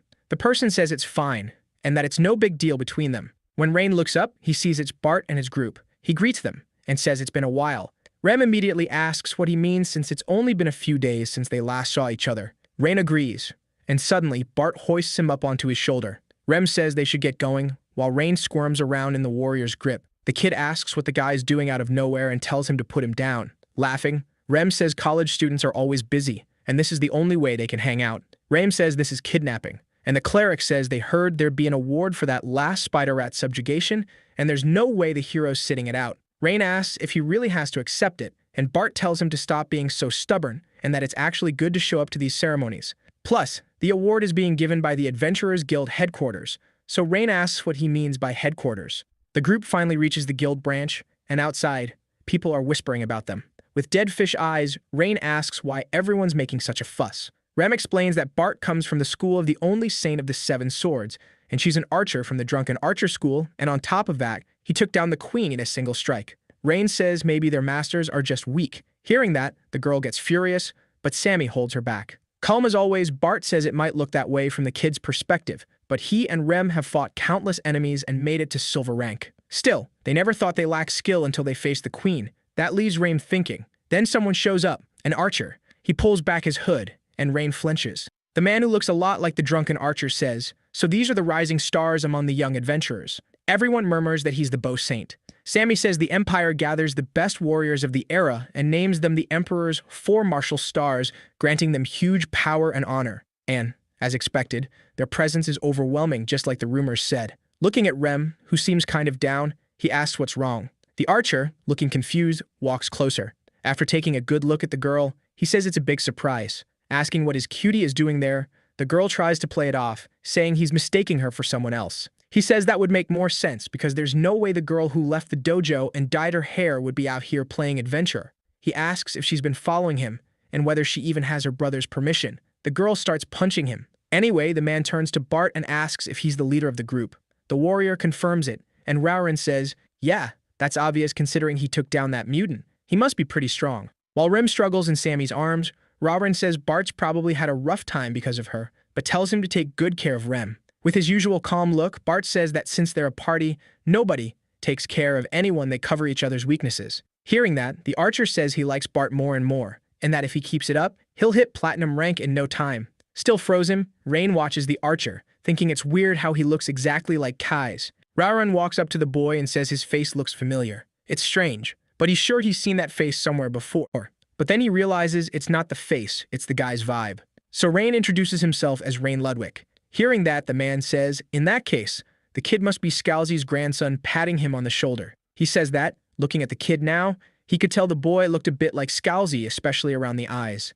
And he says that back when that man was in town, he owed him a lot. While they talked, the protagonist wondered if Kai's could talk would he talk like that. Noticing the bow on Rauren's back, Rain found himself wondering what kind of condition his companion's bow was in. Right then, the bow starts vibrating like crazy. Gripping the weapon tightly, Rauren wonders why it's acting like that. When he looks back, he comes face to face with a warrior. The warrior tells him it's time to go, and the archer agrees, kicking off the event. With a sheet of paper in hand, the man starts reading, but then complains about how long it is. He ends up just skipping the whole thing and congratulates them on a job well done. Moving on to the rewards, Rauren says it'll be 2 gold coins, and each member of the group will get 500 contribution points.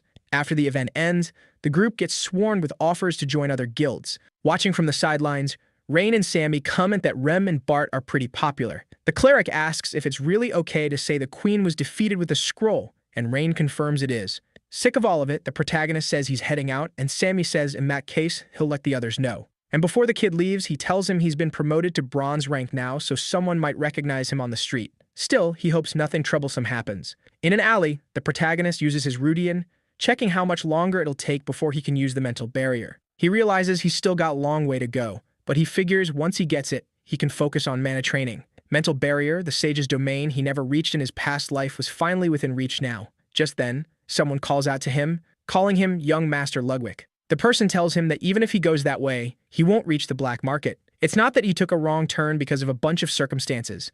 The black market merchants fled, so it's temporarily shut down. The person takes off his hat and, saying it's a pleasure to meet him, reveals he's part of the Magic League. He asks if he can have a moment of Rain's time. When they get to a restaurant, he asks what Rain wants to eat, but Rain says they should just get to the point. The man says Rain doesn't need to be so guarded. He's not there to grill him about the black market. Suspicious, the protagonist wonders how they even found out he was heading to the black market. On top of that, what really throws him off is how much mana the man is getting off. Apologizing for forgetting to introduce himself, the man shows a watch and introduces himself as Doran Slade, saying he works in the League's Special Operations Department. He also reveals he used to be the boy's father's secretary back when his father was student council president.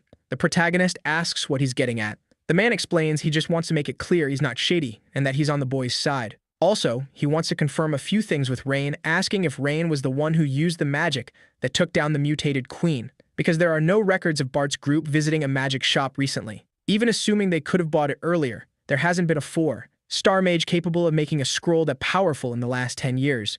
So the man says he checked whether Scalzi Ludwig had made one to protect his grandson, but that wasn't it either. Giving the boy a sharp look, the man says that in that case, there's only one conclusion. Realizing where Doran is going with this, the protagonist says he never planned to hide it from the start, but he did have concerns. With a cold look, Doran asks if he means the dark mage. Taking it how much the guy seems to know, Rain wonders if he's just investigating him or straight up stalking him like some weirdo. Just then, the waiter brings the food, but the order's wrong. Doran asks if it's for 2 people. Nervous, the waiter asks if the man was only planning to order for 1 because since there were 2 of them, he assumed it was for 2. Holding 2 skewers, the guy says it's fine, he can eat it all. With his usual dead fish stare, Rain stands up and says that if that's all, he's leaving. Before the kid could leave, Doran said he needed to talk and asked if he'd like to work with the League's Special Operations Department. The protagonist said no, that he was just a student. So the man said the offer was really for after he graduated. Since Cavan was still healthy, the kid would take a long time to inherit the family fortune. So Doran asked what Rain thought about helping him fight crime in the meantime. If he accepted, he'd have the authority to investigate dark magic-related cases on his own, and it'd be a great place to build a career. As he headed out, Rain said he wasn't interested. Before the kid left, Doran mentioned the Dark Church had been getting more active, and because of that, the League's higher-ups were in denial, drunk on peace, but something big was definitely about to happen. Pointing his skewer upward, the man said he really wanted to believe they were ready to stop them, but he wasn't sure that was actually true. Before leaving, the protagonist said he had no idea what Doran was talking about, but that he'd think about it. Doran thanked him. As he walked, Rain wondered if he'd really have to fight the church in this life, thinking maybe he should just let the operations department handle it. Smiling, Doran shouted after him, saying that if he ever needed anything from the black market, he should look for the VIP escort mission during vacation. Rain just looked at him, embarrassed. Doran watched the kid walking through the city, and then suddenly a girl dropped out of the sky and asked if he'd been turned down. The girl, with huge dark circles under her eyes, said this year's freshmen were talented and asked why he'd gone straight for the genius young master. Doran said that, in the end, the kid wouldn't be part of the golden generation. Slumping awkwardly into a chair, the woman asked why. Doran said Rain didn't seem to have had any contact with Tarina, so they should look for other suspects. Then she asked if there was really a chance any of DeLayton's freshmen had been in contact with Tarina. While drooling over his skewer, Doran said his gut told him yes, and since contact could have happened even before they entered the school, they should check their pasts. In his head, Doran agreed with the girl. I mean, how could the kid be considered part of the golden generation? He thought that, in the end, Cavan had created something monstrous because he'd never met anyone whose future scared him as much as Rain's. At the library, the protagonist explained to Karen that he wouldn't be able to get the book. Saying it was fine, the librarian said it had all happened because she'd been careless. She also said she was happy Rain was safe. Rain gave a nervous smile and asked if some weird person wearing a hat had shown up around there, but Taryn said no. But after thinking for a bit, she remembered something and said someone from the Special Errands Department had come by. She said they were reviewing some senior librarians they'd known for a long time and then left. But Karen said she hadn't seen them, so she didn't know what they looked like. Rain said he got it, and, saying it was time to head back to the dorm, he thanked her for the info. Walking through the dorm hallways, the protagonist, realizing Doran had been there, wondered who the man had talked to on the black market. Seeing 2 delivery boxes in front of his room, he thought the time had come. Inside were 2 massive spirit jewels. Rain figured he could finally store the mana he needed for the mental barrier. He placed his hands on the jewels. His current mana was around 12,000, and the mental barrier spell needed around 20,000, so he decided to store 8,000 to use when he cast the spell. The spheres started glowing intensely. It seemed to drain a huge chunk of his mana, making him collapse from exhaustion. Worn out, Rain said the mana infusion was done, but he still had to wait for it to stabilize. Night fell, and Rain was meditating. Opening his eyes, he said it was time. Making a hand sign, he activated the mental formation. Honored Fluid World. The spheres glowed, and the spell started forming. At that moment, the jewels began to crack, and Rain ended up coughing up blood from the strain. Lying on the floor, he thought that, as expected, he'd failed. But when he looked at his palm, the room was shining a bright gold. Rooms were glowing around him too. Getting up, he felt something different, And when he tested a magic circle, Rain said it was impossible. Now he could feel it instinctively. That magic formation was perfect. The rooms were optimizing themselves, and the equations were being refined. Coming back down to the ground, he figured that was what his mind looked like a mental barrier was a mirror reflecting a sorcerer's thoughts. The second mage, Riat Warden, had said that once, and now he finally got it. The desire for truth shows up as a mental image. The Honored One's shifting world didn't give him any new knowledge, it just made up for his technical know-how and his weak spots. But for Rain, that was perfect. Now he could master his spells through self-study, with zero guidance. Smiling, he thought he was one step closer to becoming a 7-star mage. In the teacher's lounge, Chancellor Medelia Page was asking if the student's schedule was a mess. Then, the substitute teacher, Kyle, confirmed it, saying that with the field practice going on, they could focus on the first years next week. Medelia said she'd heard the first-year class was packed with exceptional students, which had some of the teachers curious. A teacher named Ivan said he didn't know much else, but it sounded like it'd be interesting, especially that prodigy who, until recently, had been hiding his talent. After all, nobody knew what was going to happen. Fuming, Ellen stood there with her arms crossed, thinking about how so much had gone wrong. Like she could read the girl's mind, Caroline told her to calm down. One of the teachers commented that Caroline looked pretty confident, and that the next one to get crushed after Logan might be the student she was teaching. Laughing, Caroline said, "Guess we'll see." In her head, Medelia thought that if things went the way they were supposed to, Camisa Heir to the Page family could lead Delayton's students as their golden pillar. Just then, Professor Marhena got her attention, saying they should start moving, gathering aura.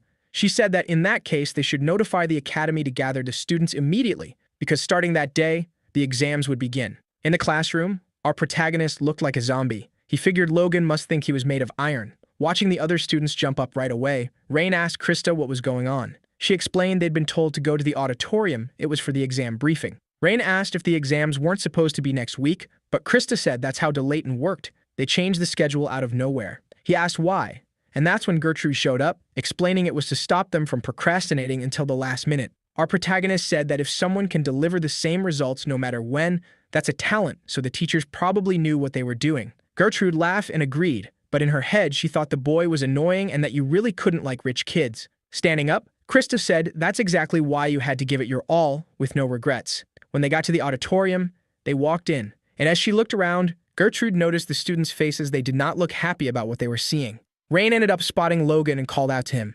Seeing him, Logan said Rain had gotten there pretty fast, and Rain said it was nothing. Gertrude then muttered in Rain's ear, warning him not to become friends with Logan. He was one of the rivals Rain should be worried about. Rain, on the other hand, said there was no way the guy could be his rival after all. He gave him protein every day. Furious, she asked if he was a pigeon or something, getting bought off with food. Finally realizing who it was, Logan said even Krista's lackeys were there, and asked if she wanted magical protein too. With veins popping in her face, she said she wasn't in the mood for jokes, so he wanted to fight, he'd better watch himself. Logan, all sarcastic, said he was terrified. Just then, Krista walked up and pulled the two apart, saying they were being way too loud. With a serious look, she told them to leave if they wanted to talk. Rain was startled. He hadn't expected that from Krista, and Gertrude apologized. Stepping away from them, Krista said that if they wanted to stay, they'd have to fight like their lives depended on it. At that moment, a voice greeted them and said she loved the tense vibe and told them to keep that mindset during the exam. Then they saw it was Professor Caroline, and as she got started, she said she was going to announce the exam details. She said the exams would run all week, starting that day through Friday, which made the students furious. On top of that, their exams would be graded by their respective teachers, and if a teacher expelled you, you had to leave the school that same day. Now, if they'd let her, Carolyn said she'd announce the teachers who would be evaluating them. Out of the shadows, the teachers step forward. When the students see who it is, they freak out. Gertrude starts frantically tapping Rain on the shoulder,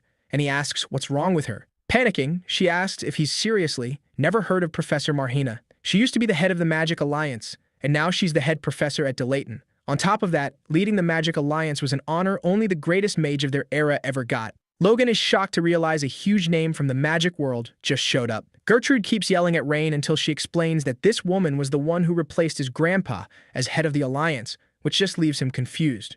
Thinking about what his grandpa was like, the protagonist figures the woman must be a total monster. Then she tells him about the other teachers who came with Marhena.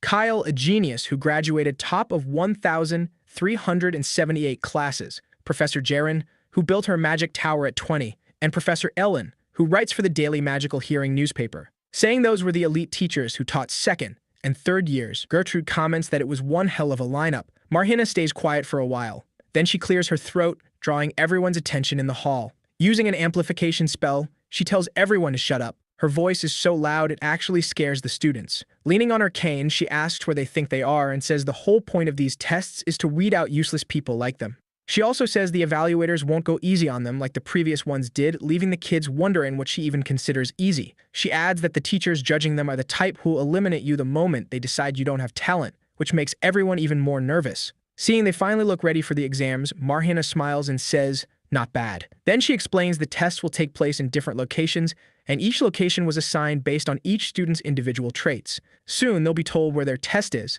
so they need to check and head to the designated teacher's room. After that, she declares that this is Delayton. The strong survive and the weak get tossed aside. Telling them to remember that rule well, she dismisses them. Inside what looks like a cave, Professor Kyle says they finally arrived, and from there they'll be taking on a labyrinth. Hearing that, the students start murmuring, wondering if they'll even make it out safely. Resting his hand on his chin, the protagonist says he doesn't remember there being any cave around there. Hearing him, the professor asks what Rain just said. Rain replies that since this is the sacred land of the Red Dragon Legion, it's surprising there be a labyrinth here. Kyle's impressed by the kid's knowledge, but says not to worry, the labyrinth is artificial, and he controls everything. He adds that even if they get hurt, their lives probably won't be in danger. That probably makes the students uneasy. Then the professor asks if they shouldn't be more worried about passing the exam. Calmly, he explains he prefers relative grading over absolute grading. In this system, first place gets S rank, second and third get A, and it goes down to F. F means 39th place, and anyone below that has to retake the exam. The main criterion is the time it takes to clear the labyrinth, and clearing it means wiping out every monster inside. They'll take the exam in pairs, and if they can't finish within 40 minutes, they're expelled. A window opens beside Kyle, and he explains the teams were formed based on entrance scores. After checking the results, they should go find their partners. Rain wonders who his partner will be. Then, the next moment, a clay doll falls from the sky. He's confused about what it even is, until someone steps on it, crushing it to pieces. Rain's annoyed to see it's Krista. With a weird laugh, she asks if he doesn't think the heavens are cruel because he has to compete with her on the very first day of testing. Telling him to get ready, she says she's going to crush Rain's pride. Just then, Logan shows up and, asking what they're up to, says he wants in. He says he's got good news for Rain, who somehow looks even more miserable, not knowing what's coming. Then the big guy reveals that he and Rain are on the same team. That leaves Krista and Rain confused for a moment. Greeting Logan, Rain says it'd be a pleasure to work with him, but that annoys Krista. She says it makes no sense, because it wouldn't be fair for all the other good students to end up on the same team. Smiling, the main guy asks if she's finally admitted he's actually skilled. She denies it and says he's good enough, I guess. Krista gets a tiny bit of hope when she remembers Rain's entrance exam, but then she remembers he got in through the extra test, and that kills the last bit of hope she had. One student mutters that Rain and Logan are on the same team, and another asks if they didn't fight last time. Logan says he doesn't really care, he's getting first place either way. Hearing that, Rain just smiles and tells them to go ahead and try their luck. Turning back to Logan, Rain asks why he's still obsessed with rankings, and whether the exam really matters if he wants to graduate at the top. Logan asks if Rain is planning to graduate at the top. Logan explains that if that's the goal, then yeah, it matters a lot because there are only 4 official exams each year. Muttering, if that's how it is, Rain turns to Krista and apologizes, saying that this time he can't go easy on her. She looks confused for a second, then smiles and says that's exactly what she wanted.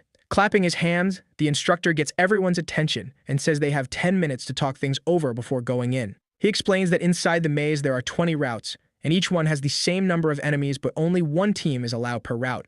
All the students start talking strategy. Meanwhile, the assistant professor asks Kyle why he always gives that exam to first years. Kyle says the only time you really find out a mage's talent is when they face something they've never dealt with before, leaving the assistant confused. Kyle adds that in those situations, their minds go blank, their judgment gets messed up, and they hesitate.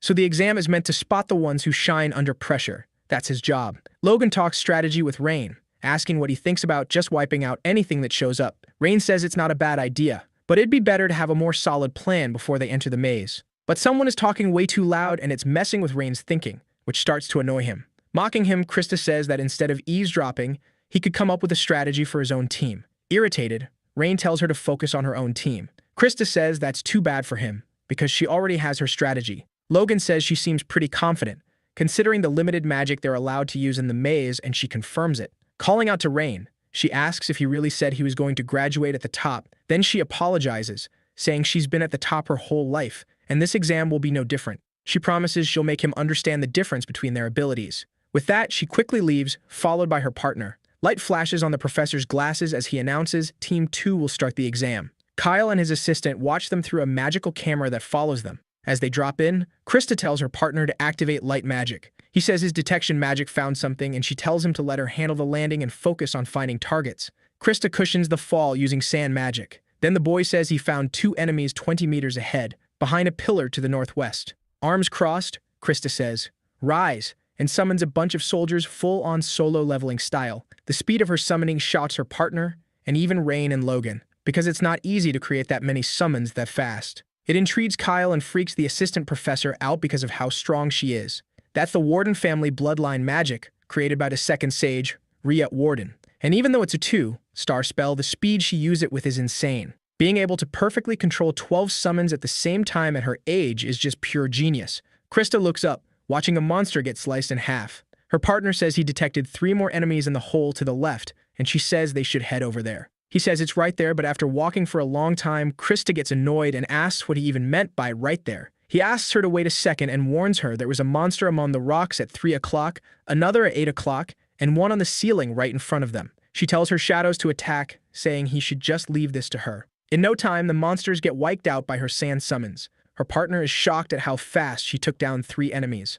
Looking back, the girl asks what he was doing, and he says there was nothing over there. So she says they should keep moving. Outside, other students were watching them. They were talking about how the pair was moving through the maze like it was nothing. Freaked out by the girl's skill, our protagonist says being able to cast a 2-star spell with that kind of precision was seriously impressive. Logan says, well, obviously this is Krista they're talking about, the most promising genius of her generation. Rain asks if she's really that amazing, and the guide explains that even the school elders warned them to be careful around Krista. Even while fighting, Krista kept pushing herself, thinking it still wasn't enough. She remembers 2 mages talking about how high-level her family was and saying it was only natural after all. Their current leader back then was the Dean of Delayton. Looking at the girl, still just a kid, one of the mages asks if she agrees. But then he wonders if her father was really worthy of being the leader, since he'd heard the guy barely managed to become a 2-star mage. So how could 2 families that once produced sages be so different? The mage in the black hood tells him to cut it out, but the red mage says he's just being honest.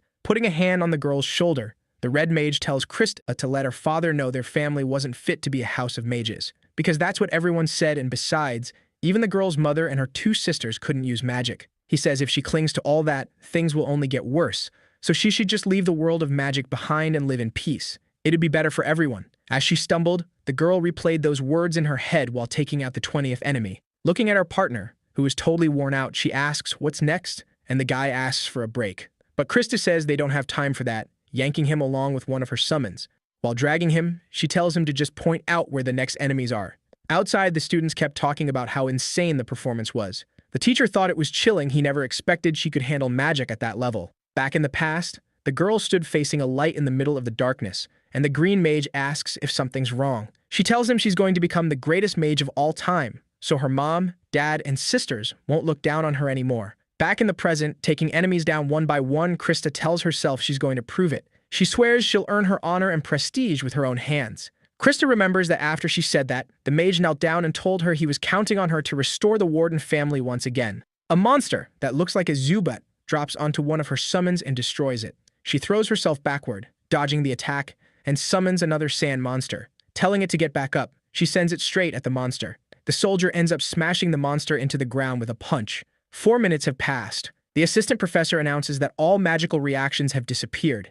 And just like that, Teen Q's exam is over, with a total time of 4 minutes and 13 seconds, finishing in under 5 minutes. Kyle says that's exactly what you'd expect from someone descended from a mage family. Then he declares Krista's grade is S. As Krista's group leaves the maze, the other students wonder how that's even possible. Most of them haven't even finished talking through their strategies yet. Logan already expected Krista to be talented, but not on that level. Now he gets why the elders have been watching her. It makes sense she's seen as a potential leader for the Magic City. The group stops in front of Kyle, who says that since he started teaching, their team is now second in the time rankings, finishing in under 5 minutes. Showing off, the girl says ending things with overwhelming power is just how her family does things. The professor thought the Warden family's strength was based up in the Highlands, and that they were hiding some huge reserve of stamina and magical power. Even though he planned his strategy around that, the girl's moves couldn't be explained by that alone. That result came from her insane effort. Her biggest advantage was that she was a genius who actually worked hard. Calling the girl and her partner over, the professor says it goes without saying they passed. There were still a few students left, but he adds right away that their grade was an S. Krista clears her throat and, bowing, says he was too kind.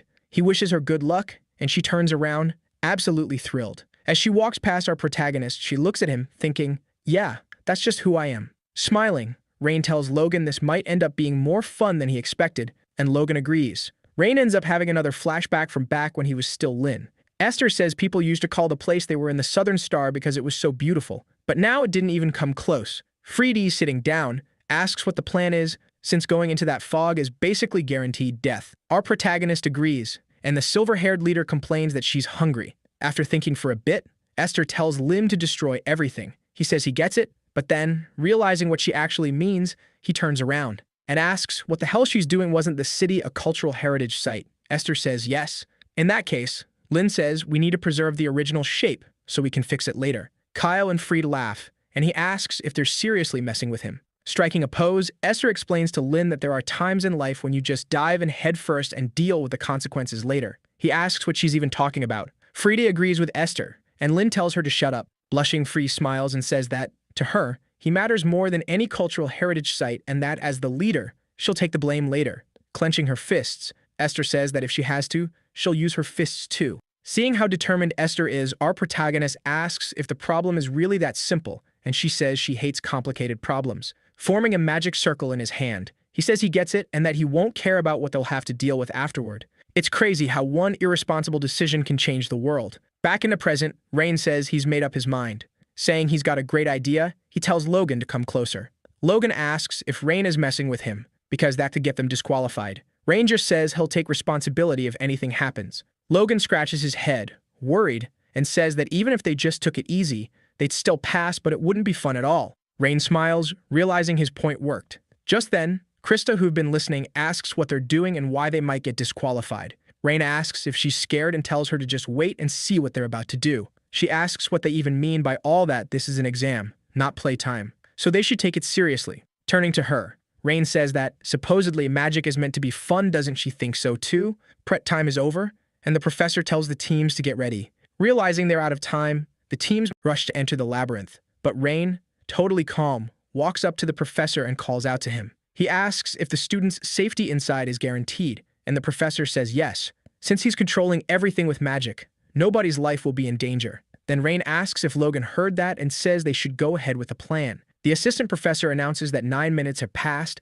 and there's only 1 minute left. Rain asks if Logan's ready, pulling off his shirt. Logan calmly says he only needs 7 seconds. In that case, Rain says, I'm counting on you. Remembering his adventure with his companions, he summons his magic and says he's going to blow everything up. They crank their magic up to the max, declaring that the exam is finally about to begin. Krista and her partner are stunned, wondering if they're seriously not going into the labyrinth. Kyle notices something. What's in Rain's eyes is the Ludwig family's magic bell Situs, the one that lets you see through all magic. Just the fact that he can use it at 16 puts him beyond even his family's genius level. Still, Kyle wonders what the kid is about to do, just standing there. At that moment, the boy finally finishes detecting all the monsters inside the labyrinth. After that, he uses magic to link up, and Logan gets ready to throw a punch.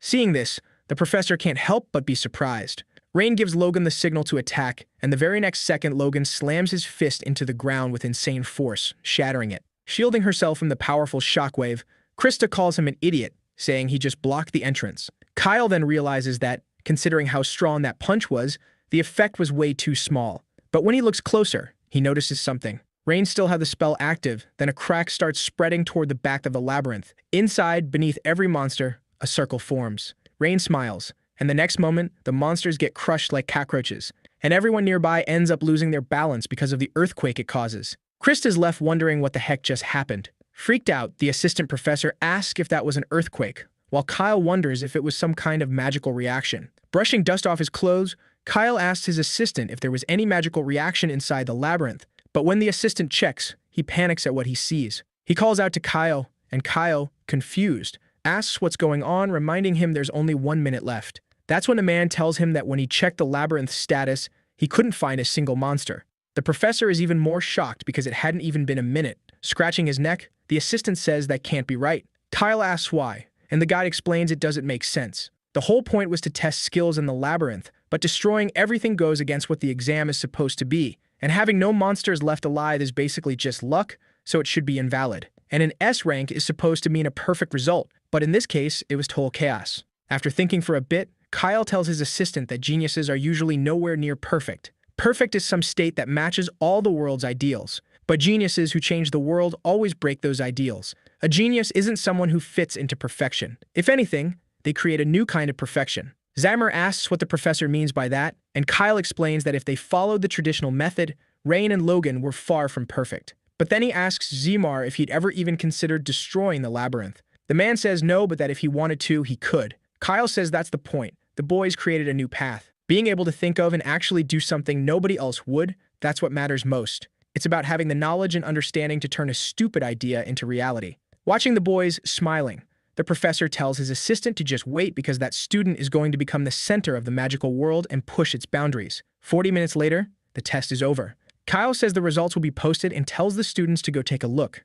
In the hardest test of the year, most of the applicants who pass finish in 30 minutes. A lot of students either drained their magic completely or got hurt because they lost control of their magic. On top of that, some students had to retake the test after getting hit more than 3 times by a target. Krista and Rumlow's team finished in 4 minutes and 13 seconds, an insane result. In that case, an S rank made total sense. But Logan and Rain's team finished in under 1 minute, so the girls' evaluation dropped to an A rank. Krista ends up having another flashback, where everyone was saying that apparently the Warden family's daughter could use 2-star magic at age 6. They thought it was great news, because for the Warden family, who were basically on the edge of collapse, it was a huge relief. Then they stopped paying attention to the girls showing off fiercely and start asking about the Ludwig family's situation. People talk about the so-called Prince of Disaster, saying they feel bad for him but also that it's not their problem, and they're just glad he's not part of their family. Krista was always picking on Rain because he didn't care what people said about him, but he never cared about what she said either. Still, on the day they were about to enter the academy,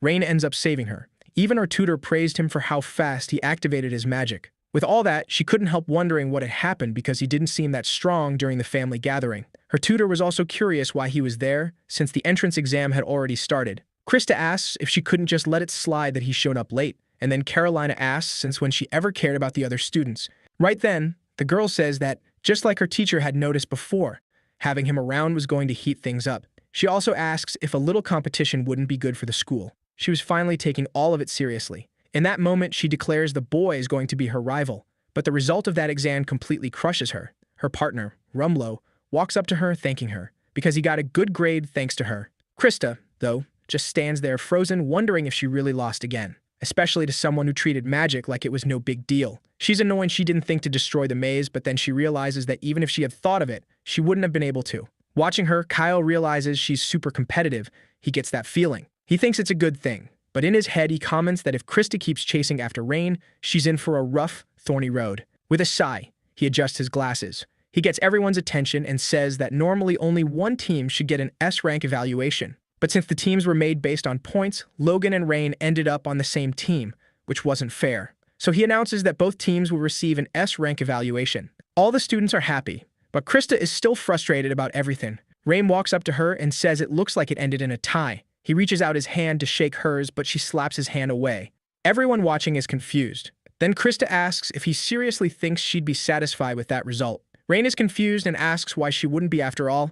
They both got S rank. Yelling, she tells him not to mess with her, because she only got that evaluation out of pity. Anxiety takes over, and while she begs people not to look at her, Krista runs off. Rain calls after her, trying to stop her, but he can't. He turns to Logan and asks if he said something wrong.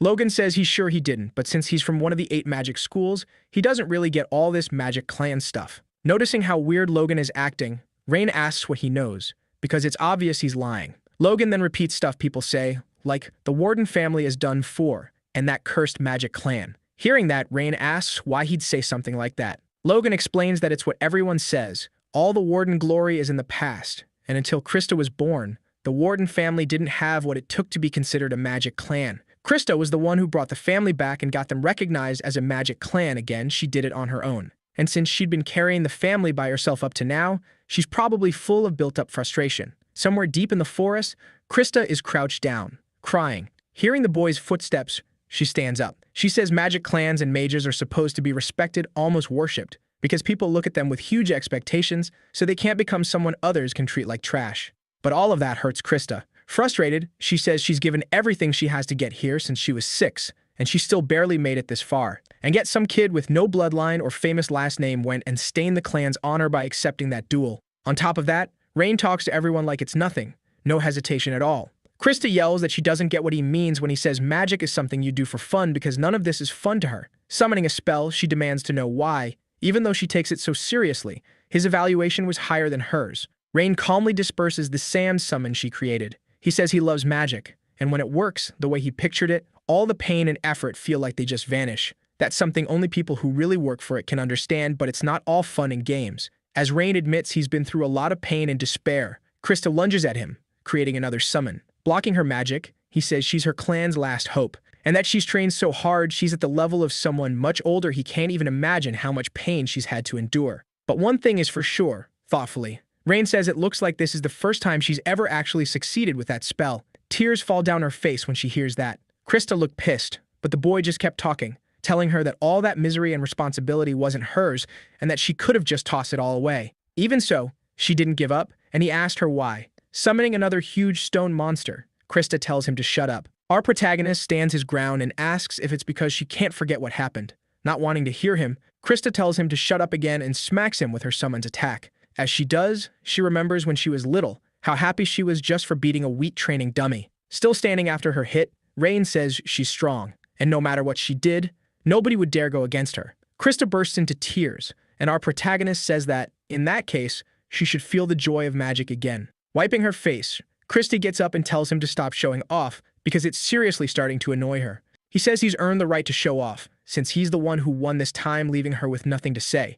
Then Rein adds that it'd been a while since he felt like that. Holding out his hand, he says that's what he expects from his rival. He says that thanks to her, he actually had fun, and that he'll be counting on her in the next test. That finally pulls a smile out of her. She'd been all tears just a moment ago. A little red in the face, Krista slaps him and tells him to stop showing off. Hurrying out of there, she warns him not to get cocky just because he won, because next time she's going to crush his ego. Rubbing his face, our protagonist complains about how hard she hit him. As she runs, Krista apologizes to her father, but she's already decided what path she's going to take. Kyle explains to his assistant that talent shows up in different ways, which leaves the guy confused. So the teacher explains that sometimes it comes from motivation like classmates, the desire to overcome some huge wall, or even a friend you can rely on. Watching the students, he says things are going to get complicated from here on out, and his assistant asks if it can really get any worse. Smiling, Kyle says he's finally sure he made the right call becoming a teacher at Delayton. But now they need to start again, so he tells his helper to call the students. Back at Delayton, the students are told there won't be afternoon classes during the exam season. In the hallway, Logan asks why Rein's face is swollen, and Rein says he's imagining things. Changing the subject, Rein says that if they've got the whole afternoon free, they should go to the training hall. Logan asks if he isn't tired, they just finished an exam. Opening the door, Rein says that's exactly why he needs to train. But then they run into Owen waiting for them, saying it's good they've got energy to spare. Pointing at a stack of papers, the teacher says he prepared 150 questions for the math test, so it'll be great practice. And since there's a written test after that, they're not allowed back to the dorms until they finish. Get inside, Logan wonders why he's even involved in this. Putting on an innocent face, Owen says Logan can go home if he wants and stay as long as he likes, making Logan change his mind instantly. Calling over all the students who were there, the teacher says they're included too. The students complain that they're exhausted, and the teacher asks if he needs to repeat himself. As Rein grabs his portion, he looks at Krista. She looks like a zombie, and the teacher says that until a little while ago, he thought she left early. But she came up to him full of energy, so he gave her a few extra questions to do. Krista hears that and yells, asking if he's messing with her. Owen says he's not, and that she shouldn't even think about doing only half, because the written test will affect her grade. The students keep nonstop complaining about the test. Meanwhile, the teacher calls them primates, and says if he hears one more conversation, they're getting kicked out of the room. Rein figures they're testing whether they can still answer correctly while tired, but that number of questions is insane. They'd solved that kind of problem more times than he could count, so this was basically an endurance test. Activating his Bell Sidious, he decides to cheat a little. 10 minutes later, Rein says he's finished. Omen says he'd finished really fast and that if Rein was that confident, he should just hand in his answers and go back to the dorm. Right then, someone asks if Rein is actually confident. It's Krista. She's dead tired and says that if he's rushing like that, there's no way his score will be higher than hers. Rein comments that she looks completely wiped. Owen snaps at her, asking if she doesn't know how to stay quiet during a test, and she apologizes. Rain stands up and, as he walks toward the exit, decides to check how Logan is doing, and he realizes the guy looks totally lost and nowhere near finishing. As he closes the door, Rain thinks he should go take a shower. The next moment, someone walks out through the door, a red-headed girl who immediately catches Rain's eye. Her blazing red hair burned like fire, and her eyes looked like they could see through anything along with this deep darkness in them. That was his first meeting with Lillian Karian. She'd been considered the best student after the war of the 8 great schools.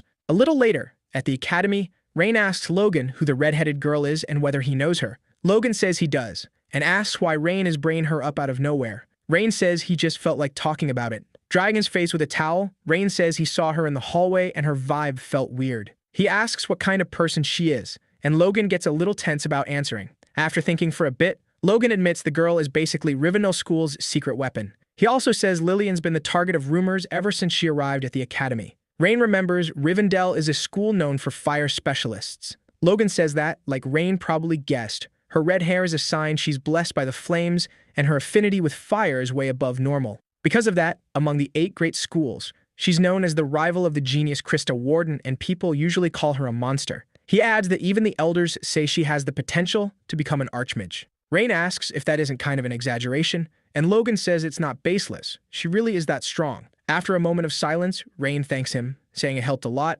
and Logan, drinking some water, says he's glad. Then Rain suddenly turns and says Logan seems to know a lot about her, and asks if he's got a crush on her or something. Logan spits out his water, and Rain keeps going, saying they'd make a great couple and he'll be rooting for him. Logan asks if Rain seriously thinks that, and Rain, with a goofy smile, says yep. Rain thinks about what Logan said about her being a secret weapon and concludes he doesn't get a single minute of peace in Delayton. At the start of Red Ridge, on day 4 of the exams, the boys are standing in front of a barrier. They say it looks like a 4-star barrier. Zimmer starts explaining that the test will take place in a fantasy world, and they'll be split into a group of 60, the teams A, B, and C. Rain figures that by fantasy world, the teacher means inside the barrier. The teacher also explains the test will be a battle royale. That confuses everyone except the teachers, who look bored. He says there will be hidden treasures, and every time they find one, they get 1 point. On top of that, there will be magical creatures created by illusions, and defeating them will earn points too. The points depend on how hard they are, and the students will have to choose whether to fight or run. Zimar asks if they have any questions, and Krista immediately raises her hand. She asks if the test is basically about who collects the most treasure and takes down the most monsters, because that doesn't sound like a battle royale at all. The teacher says she can think of it that way, but there's another rule. They're allowed to attack opponents and steal their points. They're also allowed to steal monsters, treasures, and whatever else. And if they want, they can even send their classmates to meet their maker. That last part leaves everyone stunned. Then someone taps a cane on the ground, getting everyone's attention. It's Marhina. She explains that since it's a world made of magic, everything that happens inside it is just an illusion. Basically, no matter how serious an attack is, they won't actually injure them. They'll still feel pain though. And if their bodies get destroyed or they die, once it's all over, they'll return to their real bodies like nothing happened. So, she says, in that case, they can go all out. The teacher also explains that the evaluation method was simple. The 2 people who racked up the most points would get S rank, and there weren't any other criteria. Hearing the woman's explanation, the students with not-so-nice intentions start thinking it was basically just a matter of beating everyone up. Marhina says that Emitsa, the creator of that magic, once said that making it possible for people to dream in that world was a mage's duty. And the most important thing to fulfill that duty was skill. In the world of magic, past and future skill belong to the best of the best, so they had to show what they could do. She says she'll start announcing the teams, starting with Team A, made up of Hubert, Logan, and Krista. Happy with her team, Krista says she finally had a test worth taking seriously, and Rain, hearing that, asks if she hadn't taken the previous tests seriously, because she even cried when she lost. Embarrassed, the girl plays dumb and asks who told him she cried. Gertrude, watching the whole thing, smiles at the situation. Krista says Rain should stay focused and make sure he gets an S rank, because only she is worthy of stealing his spot. She says she won't accept him losing to anyone but her, and the boys keep laughing at the scene, which just makes her mad. Zimmer then announces that Team A's test is about to begin. Moving on to Team B, the group would be Gertrude, Lillian, and Rain. In front of the barrier, Gertrude clenches her fists, trying to stay calm. Noticing that, Rain asks if she's nervous, which ends up startling her. She denies it with everything she's got, saying he has to be joking, and that he's the one who should be nervous. Our protagonist asks why he should be nervous, and she says it's obvious because he's on the same team as her, and if Rain tried anything with her, he'd be done for. Waving his hand, the guy smiles and says that won't happen. Turning to the girl behind him, Rain asks what the redhead wants with him, since she'd been standing there for a while. She says she has something to talk to him about and asks if he's free. Rain says that if it's something interesting, then yeah.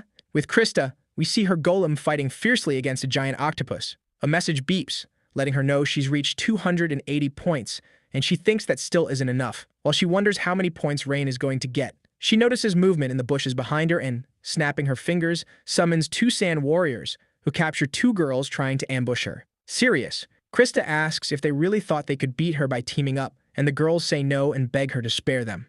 Krista just lets them go, and as the girls run off, she says beating them wouldn't be worth enough points, and that next time they should fight fair. The people watching from outside comment that someone who could control a 2-star spell at that age, like that, was impressive. They also talked about Hubert, who managed to reach 253 points thanks to his amazing wind control. In third place was Logan, with 249 points. He was wrecking everything in front of him, kind of rough around the edges, but his strength was no joke. Professor Kyle comments that, as expected, those 3 were dominating, and Zimar says they had something different about them. Marhina, meanwhile, says they're just the opening act. Elin has her hands under her chin, looking like she's waiting for something. Back where Rain is, Lillian says she's never lost before. That leaves Rain confused about what she means. The Reddit explains that since she's never been beaten, if she loses now, she's going to get punished badly, and she asks why the boy hid his power. Our protagonist says he never hid his power, he just didn't have a reason to use it. Lillian says that, apparently, he's the typical young master from some powerful family.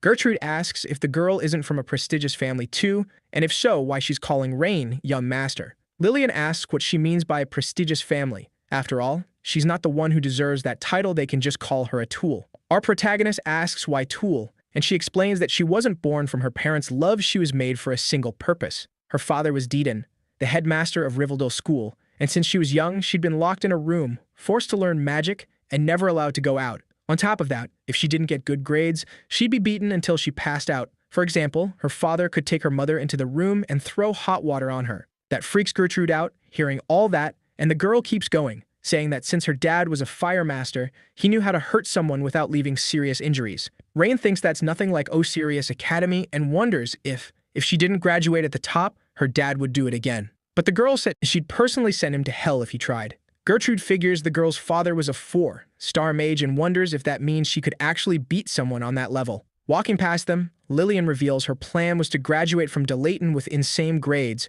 earn everyone's recognition, and kick her father out. She says she's basically just warning them not to get in her way. The pink-haired girl says it's all pretty interesting, but Lillian should just give up, because she studies at the same school as Krista, a genius the whole world recognizes. Hearing that, Lillian says Krista Warden means no more to her than an aunt. That makes Gertrude furious, so she steps up to Lillian and asks if she seriously just called Krista an aunt. Keeping that total too cool attitude, Lillian mocks her and asks if she said anything wrong. Then Rain jumps in, saying he can understand why Lillian's so desperate. He looks at Gertrude and asks her to calm down. Lillian silently looks back as she walks away. The protagonist says that, no matter what, he's not giving up on being a top student, because he's got a friend waiting for him. The crimson-haired girl says she already explained her reasons and gave him a warning. But if he keeps insisting on staying in her way, she'll have no choice but to eliminate him. Right then, they announce that Group A's test is over. In Team A's test, Krista and Huberto scored 361 and 338, and both got S rank.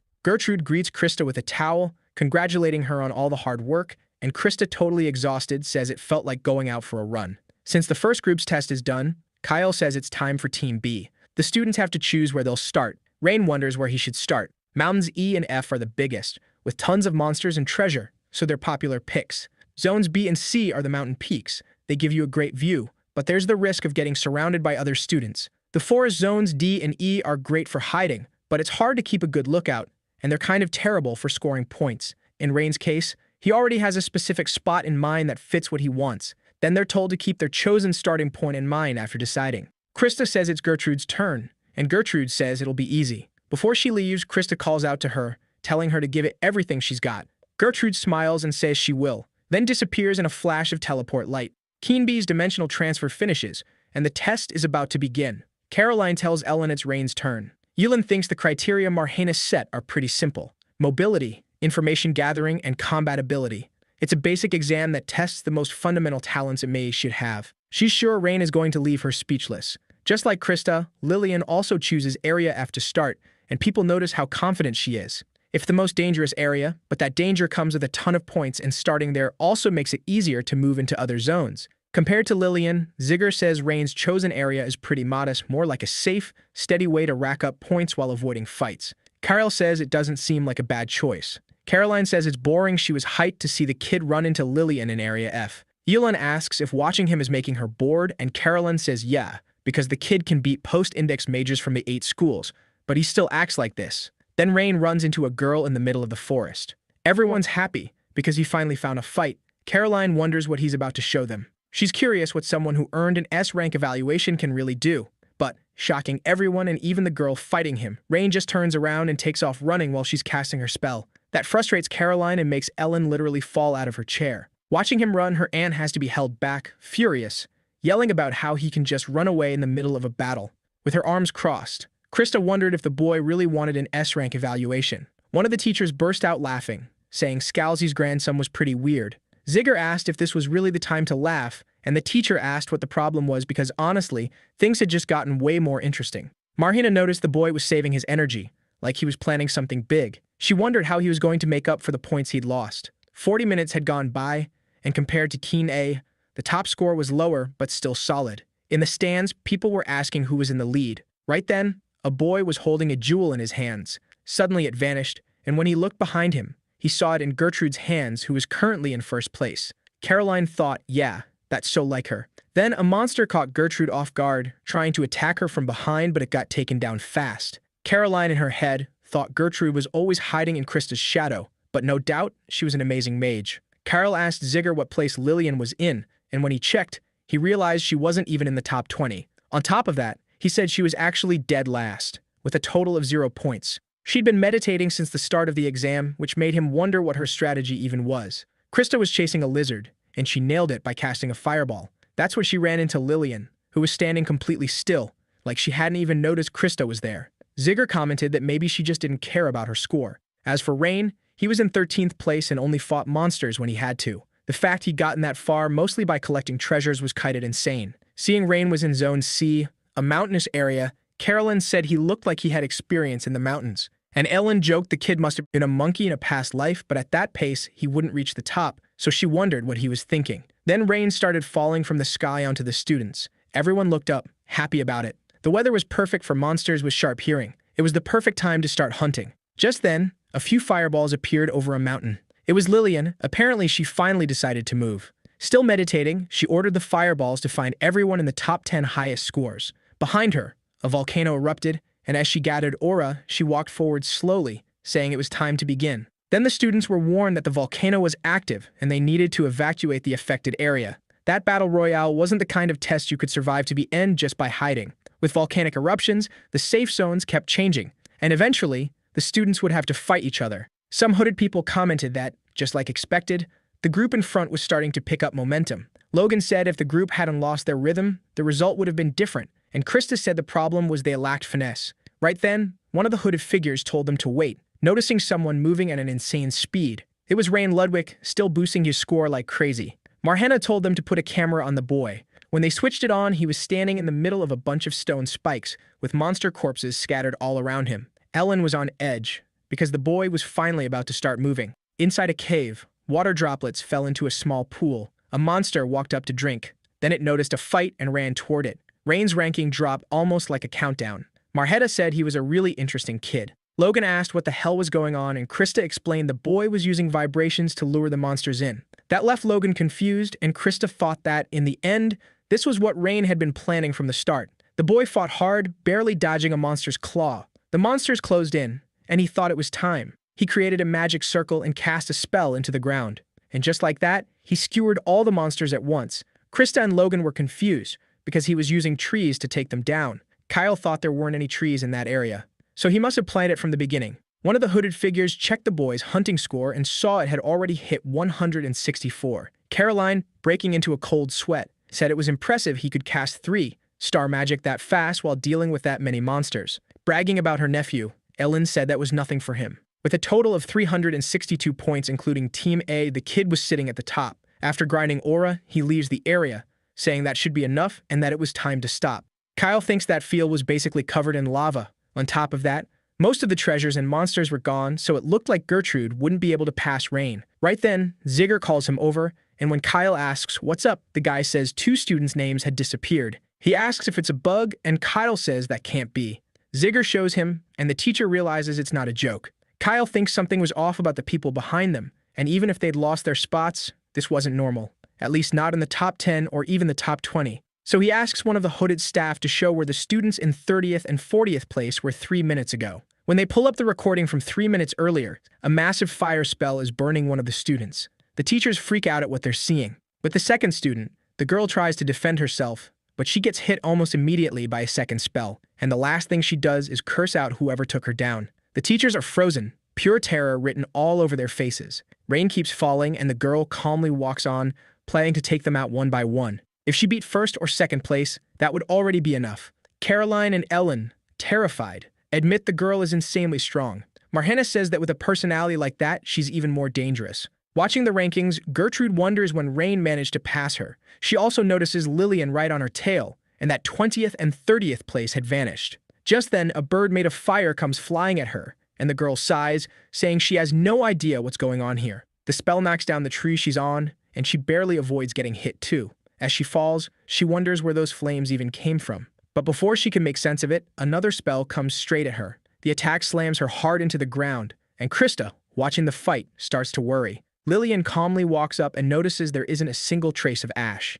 Suddenly, Gertrude throws a kick, and Lillian barely manages to dodge. They both summon magic to defend themselves, and a clash of water and fire forms. The fact that the fight is so evenly matched gets Krista excited. This is definitely a fair fight. Lillian asks if she should get serious this time, unlike before, and Gertrude says it's too late for her to regret it now. Tossing a leaf into the air, the redhead says it looks like she'll have to try a different approach than before. She creates a giant firebird, forcing Gertrude to work really hard just to defend herself. Gertrude says that no matter how hard she tries, the result will be the same. Then Lillian snaps the necklace she's wearing and little spheres fly everywhere. Krista realizes it's a rosary. Caroline is surprised the girl is using that. Rivendell Academy was famous for having mid-tier mages who used talismans to set up magic circles, quickly calculating shapes and rune-like writing to maximize the effect in combat when time was tight. Looking up, Gertrude sees that Lillian has created a bunch of flame insects. Clenching her fists, Lillian uses the flame insect line. Then the swarm of fiery insects rushes at Gertrude,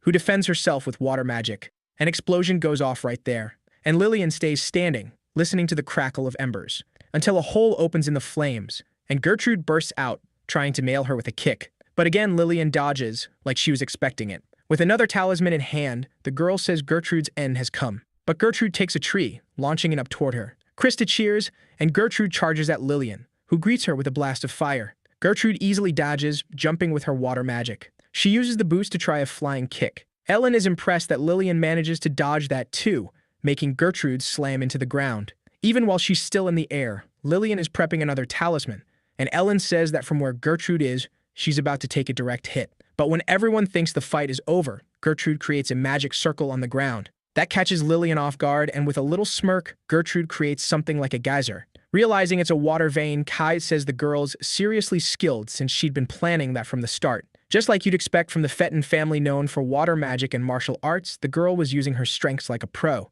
This time, Lillian picked the wrong opponent. Pinning the girl to the ground, Gertrude says that if she tries to challenge a young lady again without knowing her place, she'll be happy to crush that arrogant pride of hers. Krista, please, pats Logan on the shoulder. Gertrude points out the girl's clothes are soaked and says that, in that case, her talismans are useless. She says she'll give her one chance if she doesn't want her arm broken, she should give up. Lillian smiles, saying Gertrude is pretty naive, because if it were her in Gertrude's place, she'd have already ended her life. With a cold look, Gertrude says it looks like she chose the hard way, and without hesitating, she quickly breaks the girl's arm. After lying on the ground for a while, Lillian explains that the reason she used talismans wasn't because her calculations were slow. With a talisman on her tongue, she reveals the real reason. She couldn't control her own strength. A bright glow spills out of her mouth. It startles Gertrude, who quickly backs away. Staggering, Lillian gets up, and around her there are several fire insects. Then she gathers them all together, forming an intense light that blinds Gertrude. And when Gertrude looks again, the insects have turned into a massive serpent right in front of her. With a wave of her hand, Lillian orders the serpent to devour the girl. Gertrude wonders how that's even possible and admits she wasn't expecting it to reach that level. A fire serpent, the biggest summon among the divine fire beasts that Rivendell's school prides itself on. They say this summon was the main one used by the school's founder, the great mage Karain. The serpent was infamous for being extremely picky about choosing its master. Even so, it looked like it was only at about 30% power, since it wasn't fully formed. Ellen comments that, even then, it's insane for a 16-year-old to summon something like that. Shaken, Krista wonders if there's even a way to beat it. Almost like she heard her, Gertrude says that's the real problem. The next moment, the giant serpent roars and spits out a blast of fire. Gertrude barely manages to dodge, but the flames catch her cloak. Putting out the fire on her clothes, she wonders when that flame even hit her. Looking around, she realizes the sheer destruction the fire left behind. The stones hadn't just melted, they turned to ash.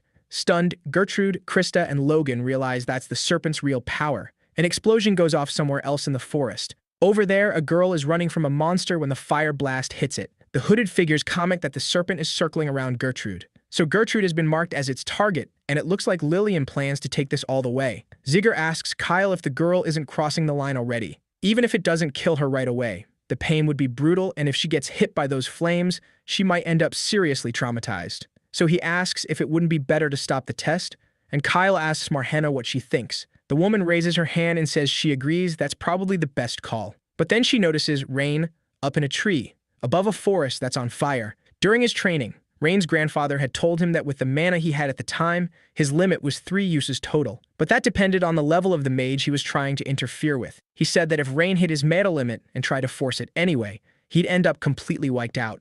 In other words, he had to pick the right moment to use it. Back in the present, Rain watches everything from the top of the tree. Thinking he's already secured enough points, he decides to look for somewhere safe. Because after that group attack, his mana was almost gone, and there was no reason to take risks right now. But at the same time, putting himself in the girl's shoes, he can't just stand there. So he jumps from the branch he's on, activating Belsidius. Rain notices the magic circle in the formula has 5 triangles, with runes written inside them, set up to detect someone approaching. As he drops, the boy studies Lillian's magic. His eyes are bleeding from the strain. After fighting Logan and the Spider Queen, he'd noticed that every time he pushed past a barrier, his control improved. And the stronger the enemy, the faster he got closer to 6, star magic. Seeing the girl about to be attacked, Rain thinks it wasn't meant for her, it was meant for him, and that she shouldn't fool herself. The next moment, he dispelled the magic heading toward her. That leaves everyone in shock. Even Gertrude herself, despite part of her body being on fire, just stands there frozen. Lillian panics,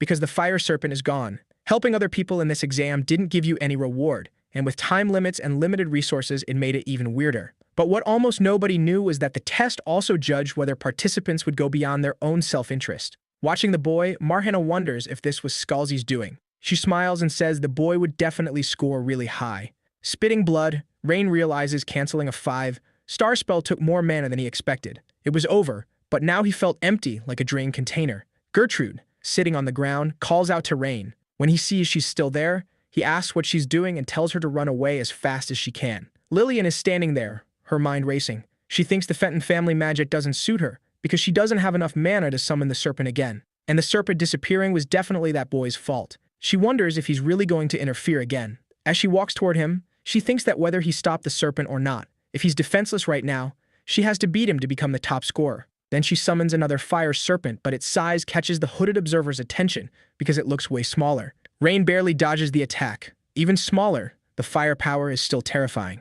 Seeing the boy about to get hit, Ellen yells for him to be careful. Just as Lillian is about to strike, Gertrude appears behind her. Lillian turns around but takes a magic charge punch to the stomach. She goes flying, trying to soften the impact with her magic. Rain is surprised he didn't expect the girl to come back to save him. He asks why she came back, and Gertrude says it's because she's his opponent, and if he got expelled, her lady Krista would fall apart from sadness. Hearing that from outside, Krista turns red as a tomato. People start whispering, and Krista tries to explain they're just rivals.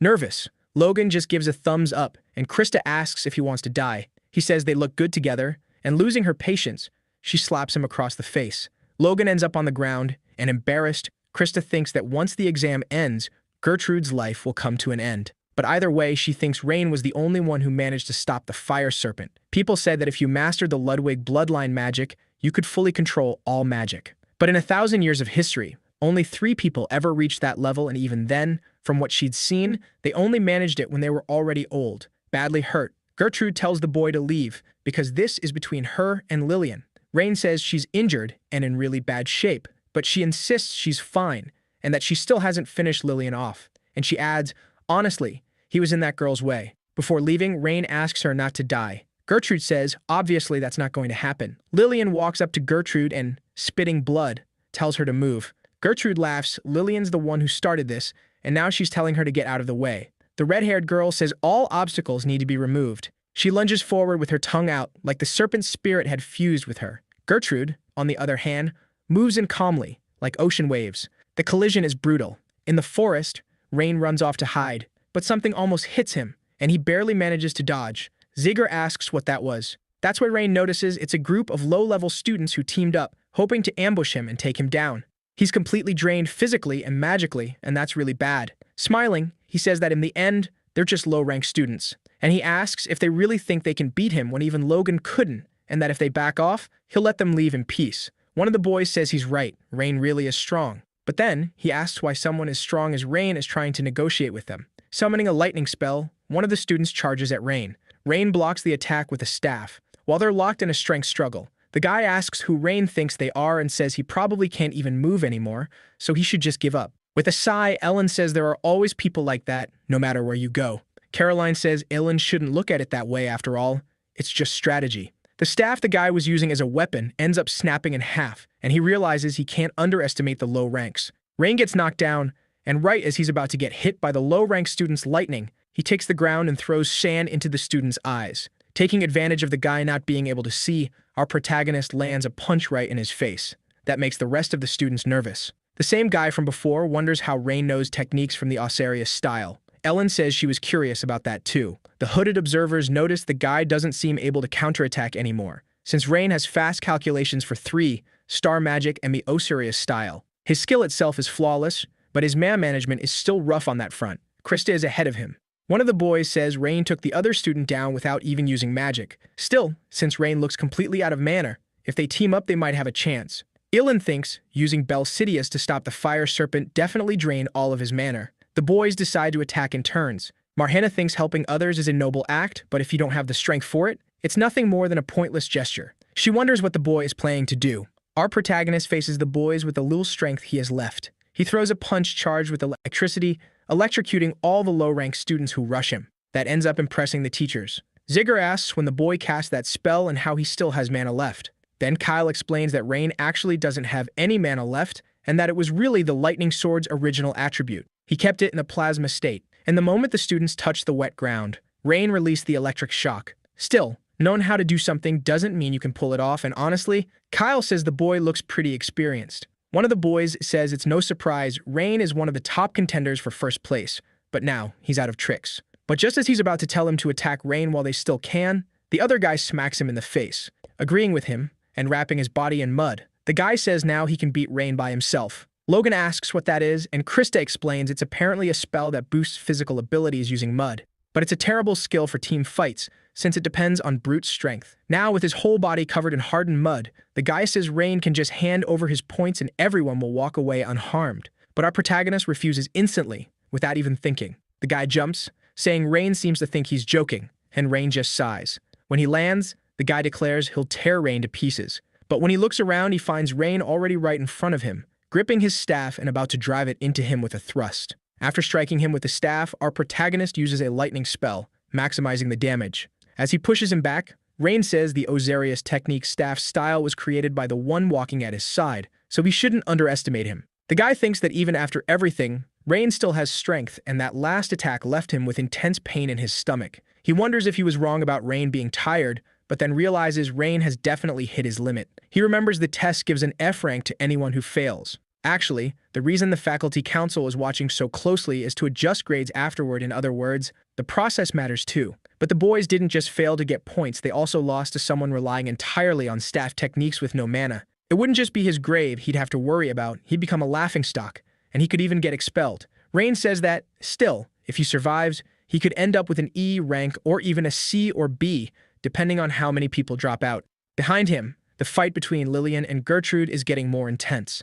Looking at that, Rain says that with the two main contenders fighting like that, the place wouldn't take long to turn into rubble. The exam was almost over, and he wasn't planning to get involved in that fight, so he tells the guy to just make his choice already, asking if he'd rather give up and settle for a B rank or keep going and get kicked out. Rain says he should decide fast right as a tree trunk crashes down next to them. Breaking out in a cold sweat, the man thinks a B rank wouldn't be so bad, but then changes his mind, thinking it's way below his skill level. Desperate, he wonders if he's lost it, because if he quit now, he'd be an idiot. I mean, anyone could see the kid in front of him was already out of strength. Plus, he'd used up all the energy he had left on that last hit, and if he finished him off right there, the kid's points would be his. Getting up, he wonders why he's hesitating so much. Because an opportunity like that wouldn't come again. He had to do it, otherwise, he'd be expelled. The guy was sure he could pull it off. But the moment he's about to rush in, Rain stares at him with a deadly look. The big guy freezes in fear, and the next second Rain hits him with another electric shock. Right then, the end of the exam is announced, and all the students have to leave the barrier. Rain celebrates because it's finally over, then collapses on the ground, passing out from exhaustion. The big guy, who'd been worried up until then, smiles in relief. Saying it's finally over, Carolyn asks if Ellen was anxious too, and the woman says not really. But then the teachers notice something. Lillian and Gertrude didn't look like they had any interest in stopping. Kyle, calm as ever, says that could cost them points, and Ziegler says this isn't the time to talk about that, because at that point, the two of them had totally lost it. Marna mutters about how annoying it is to deal with kids, and tapping her staff on the ground, she removes the barrier from the area. Just as Lillian and Gertrude are about to start throwing punches at thin air, they snap back to their senses. Grumpy Marhana asks what the point of having skills is if you're still just a child. Then are told again that the exam is over, and they need to leave the barrier. Gertrude touches her face and realizes all her injuries are gone. That's when she remembers it was all an illusion. That was the barrier's magic. Gertrude looks at Lillian, and Margana yells at them to get out while she's still being nice. The angry teacher wonders how many times she has to repeat herself for them to get it. The hooded people question how they could break the barrier, since there was still the exam for Group C. Marhana, on the other hand, says they should just put it back up. The students head back to the test lobby, and Lillian asks the boy what he did to Yomang. He says he doesn't know, and she yells at him to answer seriously. So Rain tells her to answer his question first. He asks if she respects her father. The veins in the girl's eyes bulge, and she asks if he's trying to start a fight right there. Rain says no, and she asks what that was supposed to mean then. He says he thought she was kind of like him. After all, she planned to climb to first place by crushing everyone in her way, and that was her father's will. And the way she tried to burn everyone else for the sake of her goal wasn't any different from what he heard about her dad. But if that's the life she wants, then nothing he says is going to matter. Then the girl reveals she was the one who defeated the Fire Amugi. Rain says if she keeps acting like this, they're going to end up facing each other soon, and then he'll show her the right way, so she'd better be ready. Angry, she asks what he would know he was born into a happy family, with everything handed to him. When the kids get there, Logan and Krista are waiting for them. Smiling, Gertrude asks if the girl is ready to do well. Embarrassed, Krista bunks the girl on the head, saying she's more than ready. She says the girl has a big mouth and just blurts out whatever nonsense comes to mind. Rain asks Logan what's going on, and Logan says it's nothing. Krista says she was super embarrassed with everyone staring, and Gertrude says it's true, so Krista says she's going to shut that big mouth of hers. While holding the girl by her clothes, Krista looks at Rain and asks him why he was messing around earlier. Our main guy asks what she's talking about, and Krista, telling him to stop playing dumb, says he'd saved Gertrude from the snake earlier. The boy then asks how she thinks he could have done that, and that Lillian's magic must have, coincidentally, run out. A bit reluctantly, Krista agrees. Turning to Gertrude, she says the girl should get punished. Rain was walking along, all happy, and Logan asks what he's laughing about. Rain says he just thought it was funny, because if he hadn't come there, he wouldn't have had that experience. Logan comments that, just like expected, DeLayton was different from other schools. Rain says that was true sometimes, which leaves Logan confused. Rain thinks that if Esther hadn't left that letter, and if the privilege of meeting Lynn were given to the top student in the class, he wouldn't have had that experience. He realizes that, in the end, Esther was right. That world really was fascinating. Gertrude watches Krista walk over to Lillian. Standing in front of Lillian, Krista says she did something pretty interesting with her servant. Lillian is confused about what she means. Krista says she'd better be ready, because she'll pay that debt 100 times over, since the Warden family doesn't leave debts unpaid. Back at the academy, the students were completely wiped out. Still, the exams kept going like nothing had happened. On the night of the 4th day, they had a written exam. And on the morning of the 5th day, they had what the students called hell. Something even harder than the Battle Royale had happened. And just like that, the chaotic midterm exams came to an end. With the exam results in, Ziegler reveals that 4 students earned rank S scores in both the practical and written tests. They were Krista Warden, Nora Redden, Keaton, and Rain Ludwig. But only one student could take first place, so they do a bonus point evaluation. Also, to keep things fair, any teacher with family or academic ties would be excluded from the evaluation. Regular teachers could give 1 bonus point, Professor Kyle could give 2, and in Marhana's case, it would be 3 points total. One of the teachers says that if they looked at her points, they'd understand her evaluation. Another teacher says that's not the point, and Matt, in terms of talent, Nora is more exceptional. Caroline says she's being buttered up, and the teacher just complains. Time passes while they talk, and Zigger says they should discuss the current score. Krista Warden is in the lead with 6 points, followed by Nora Redden with 4, Keaton with 3, and Rain Ludwig with 2. Now he asks for Assistant Professor Luke's vote. Luke says Krista really is perfect. Nora's magical precision is also really impressive, and Cadet Keaton showed incredible skill blending music with magic. But even so, for the future of magic, he's going to cast his vote. Zigger is surprised when he reads the paper. He says the one who got the assistant professor's 2 votes was Rain Ludwig, shocking the others. The teachers reflect that he's definitely on another level, but Krista still has the most points, and the final vote is from Senior Professor Marhana, who never gives extra points, always starting with "no one deserves them," so the student of the year would be Krista. But Marhana breaks into a smile and bursts out laughing, repeating stuff about the future of magic and saying that honestly, he, the guy who uses cheesy lines to win girls over, grew up with a pretty smooth tongue. Luke says it's all thanks to the master's teachings. She agrees and floats a piece of paper and a pen with her hand, saying she'll go along with that vote as an investment in the future of magic. She writes on the paper, leaving the teachers freaked out. Zigger is speechless when the paper lands in his hand. It says the best freshman this year in the midterm tests was Rain Ludwig. In his room, Rain says he improved like expected. Rudin tells him he can keep researching his unique magic in the circulating environment, with his progress going up by 0.8%. Rain says that if unique magic levels only grow through fighting, it makes him wonder what that would be like. And then it was time to head out. In the past, Frida drinks a magic potion. Then she tosses it away until a voice calls her name. Kyle asks her to share some too, but Free says she doesn't have any left. He says he knows she has more, and the maid replies that she drank it all without sleeping for 4 days, and there wasn't any left. But he complains, warning Lynn. When her journey is over, she wants to know why he doesn't visit her sanctuary on Red Mountain. There was this thing called Dragon's Breath, this amazing elixir, and she was going to give it to him since his mana was about to shoot up like a rocket. Kyle asks if she can really just hand something like that over so easily. Freedy asks what he thinks she is. She's the priestess who serves the fire dragon Dakidun, and she'd treat him well on a trip to Red Mountain. Rain repeats that to himself, thinking it was probably prepared really carefully, so accepting it was just the polite thing to do. Even after 300 years, he says he hadn't forgotten. It was a 1-8-hour trip to the peak of Red Mountain. Since the fire dragon Dakidun led his legion and stayed there for almost 1,000 years, the mystical mana had seeped into the whole area. Over time, tons of believers, mages, and witches turned that land into a sacred place. Worn out, Rain kept climbing.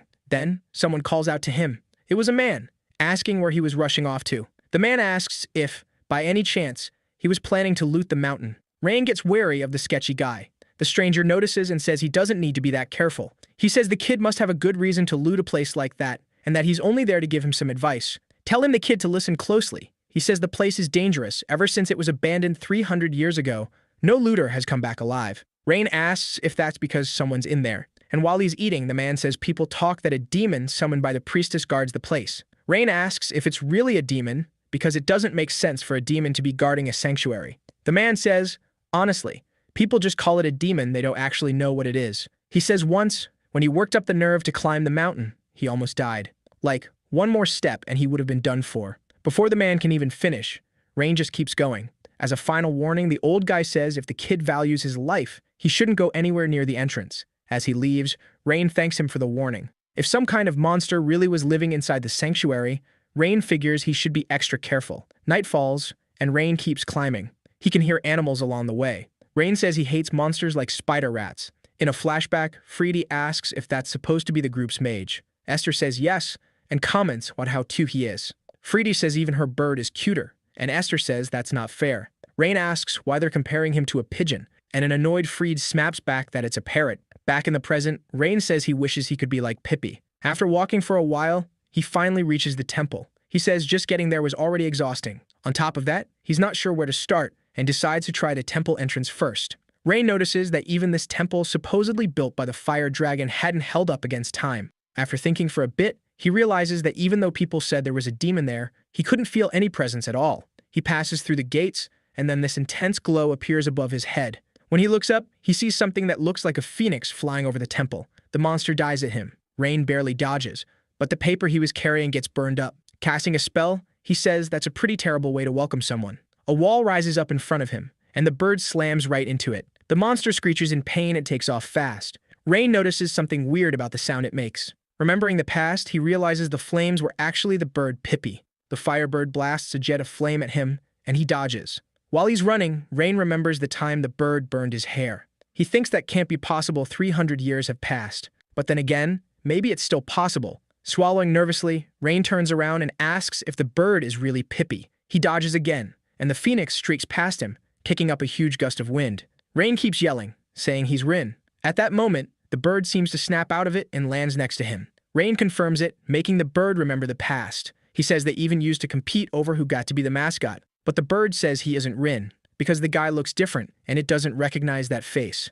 Going back into a rage, the bird fires off a blast of flames at the boy, who blocks it with his shield made of water magic. Even though the situation was a mess, Rain couldn't help feeling happy knowing Pippi was still alive after 300 years. Calling out to the bird, the boy says that even if his face looks different now, he's still Rin.